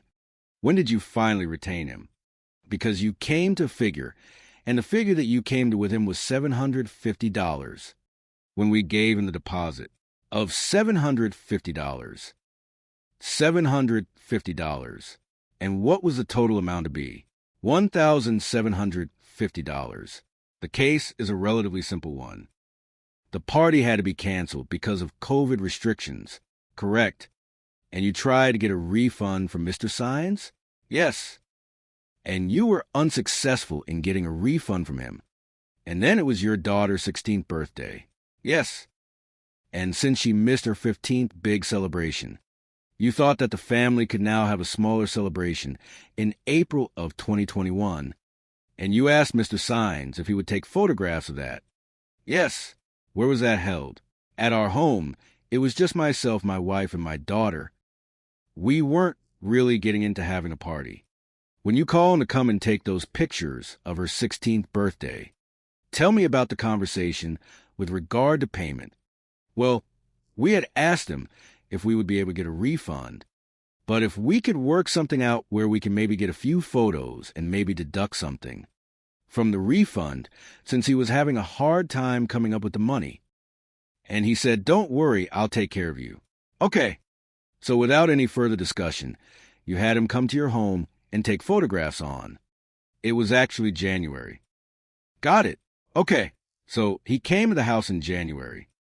What time did you get to the house, Mr. Signs? About 1.30, 1.45. And what time did you leave? It was maybe 3.30, 4 o'clock or so. And during that 2-hour period, he was there primarily taking photographs of yourself, your wife, and your daughter. Correct. When he left, he told you he would provide you with photographs. Correct. Did he do that? Partially. When you say partially, what did he provide you with? 53 pictures and 2 minutes and 53 seconds of video on email. Yeah, that's the way people do it these days. Correct. Okay, so you have those photographs? Not physically. He said that we can go to Walmart and have them printed. Okay, do you have the photographs? I have some photographs. May I see them, please? Did you go to Walmart and have them printed? We never got the thumb drive that he promised. Just a second. Mr. Signs, did you deliver them? A thumb drive? I did not. I emailed all the photos and the video. Okay, well, these are beautiful photographs. Sir, did you look at all the photographs that he emailed you? Yes. Well, they're lovely. And you look beautiful. Thank you, Mr. Castillo. You were asking for your refund of your deposit. He was at your house for 2 hours. He sent you 53 photographs. He took video. Why would you think that you're entitled to your deposit back? For $750, he came to your house, which means he traveled to your house. I don't know where you live. Where do you live? Corona. Where do they live? Like Maria, it's about an hour. So he had an hour travel time each way. That's 2 hours. And he spent 2 hours with you. In addition to that, He provided you with 50 photographs that I assume had to have some work done on them, because they always do, and he provided you with video. So the man worked for 4 hours, and he provided you with a product. Why in the world do you think he is responsible for giving you $750 back? Well, because we only received 2 minutes and 53 seconds of video, and 53 pictures and no thumb drive. How are we going to put the pictures that you have in your hand without the thumb drive to take the... Listen, I am so challenged when it comes to doing that. I am so challenged. But I know if you send them by email that you can take them in to someone at a CVS. They do that, Mr. Castillo, for old people in Florida. We go in there as if we haven't a clue. We walk in, they say, "Can somebody help us?" We have pictures that are locked in our phone, and we don't know how to work this machine. And some young person comes over, 1, 2, 3. They shove something from your phone into a machine, and they press a couple of buttons, and voila, spits out 50 pictures. It's like magic. It's like a genie. And then you say, "Thank you very much." You give them $20 for their trouble. And that's how you, Mr. Castillo, that's how you do it. You take the email, you take it in, and you say to them, "I have this. Could you help me? I'm old, and I'm like Judge Scanlon. I don't know what I'm doing. Could you fix it for me? Is there any way, Mr. Saints, just for my own information? Is there any way that you can take this because he seems to know something because he said thumb drive? Now I have heard that term before, and I actually know it looks like a fob or something. Is there any way that you could send him that? I could, yeah, Mr. Saints. I want you to be a saint. That might be easier for him because what he says is, if he had that, he would know what to do with it. He doesn't know what to do with it with an email, okay? Yeah, definitely. Would you take care of that? Of course. How long will that take you to take care of that? To send him a thumb drive? Oh, he'll get it in 2 days in his house. Promise me? I swear. Very good. You have no case against him, Mr. Castillo. Your case is dismissed. You get that to him. Otherwise, I'm coming to look for you. You got it. Thank you. Court is adjourned. All right. I feel that if we would got the thumb drive from the very beginning instead of waiting all these years, we wouldn't be here today. I am very happy with the decision that Judge Judy made. Finally, we'll get some end result with the work he put into it, and we'll actually physically have it, so we can use it. I'll send the thumb drive to Mr. Castillo, and they'll get going with their life, and I will with mine. All those people seemed lovely, and I think the plaintiffs were trying to get their money back because they were unable, because of COVID, like so many other people, to have this special celebration. But I think that the deposit that they did pay is pretty similar to what they would have paid for the sort of photo shoot for 50 or so photos, a little videography. They sort of canceled each other out. And I don't think the plaintiffs realized that until you pointed it out. You know, sometimes you need somebody in life. You need somebody to blame for something. You can't blame COVID for the fact that your daughter didn't have this once-in-a-lifetime event of transitioning at age 15, so it was easier to blame this photographer. And they really got professional pictures, and they got professional pictures in their home, custom, with a thumb drive, once you figure out how to get it printed. Yes, with a thumb drive for $700. I think that was fair. Yeah, I do too. Who was walking the Chihuahua? My daughter. And all of a sudden, we've seen a brown pit bull. Yeah, those are clearly puncture wounds. The dog never touched, ever. He did that. He did that to his dog. You want me to believe that this man put multiple puncture wounds in the dog? Yes. She is so delusional. This is Judy Justice. Lorenzo Marshall is suing his neighbor Deanna Hale for vet bills and emotional distress. Court come to order. All rise.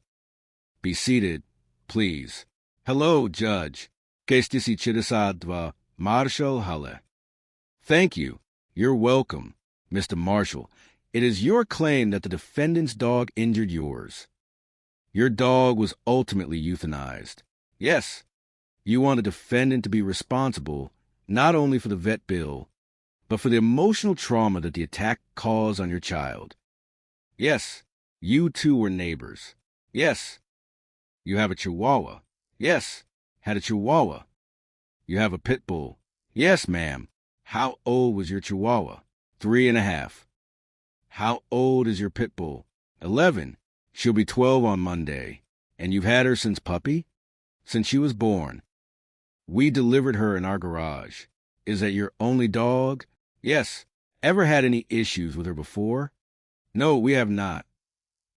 There was confusion about an issue, but it was worked out because there's a dog that lives on the opposite corner that looks exactly like ours, but is a boy and is always free.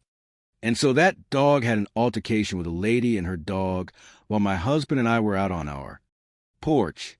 So when we saw it, we came out and helped her, and I walked her home, and then my husband was kind of standing back, trying to make sure that that dog was gone. Just a second. TMI. Too much information. This incident happened how long ago? I don't actually know. I just read about what. Because they had a note in here about something and said that there was another incident with our dog. But we realized that what they were talking about was when they initially thought it was our dog. But we talked to the officers and they realized it was the other dog. Don't tell me what they realized. Don't tell me. Okay, if he broaches that subject, I will address it. Okay. Tell me on what date this incident occurred, sir. On May 18th of 2021. What time? Around 4:30, 5 o'clock. Who was walking the Chihuahua? My daughter. How old is she? 10. Where were you? Right next to her. What are her special needs? She has Down syndrome. She has a speech impediment. And she has a stent in her heart. So, before this dog, which was 3 years old at the time, did you have another dog? I did. What kind of dog did you have? That one was a terrier. What happened to that dog?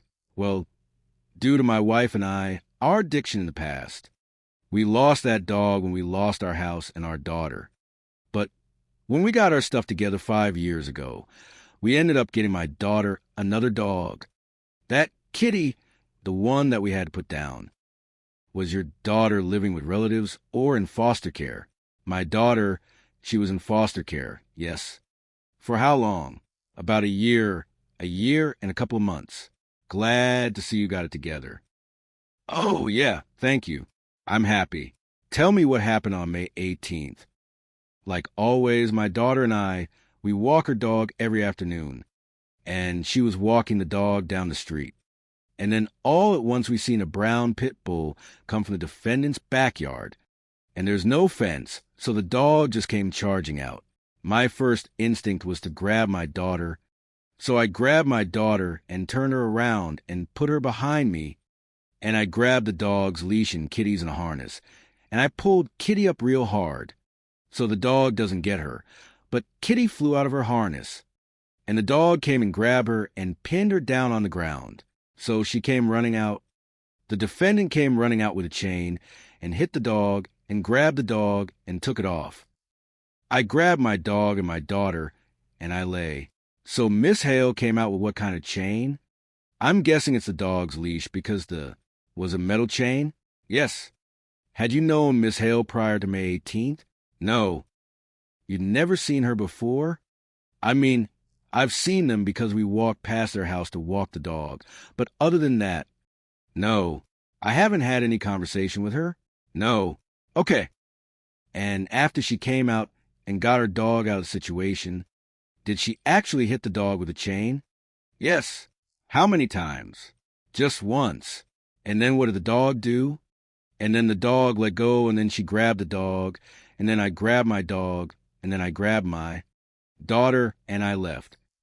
Okay, so you carried your dog? And how did she grab hold of her dog? She really jumped on her. Miss Hale, there's only one attitude here. That would be mine. Do you understand? I do. It's all good. Thank you.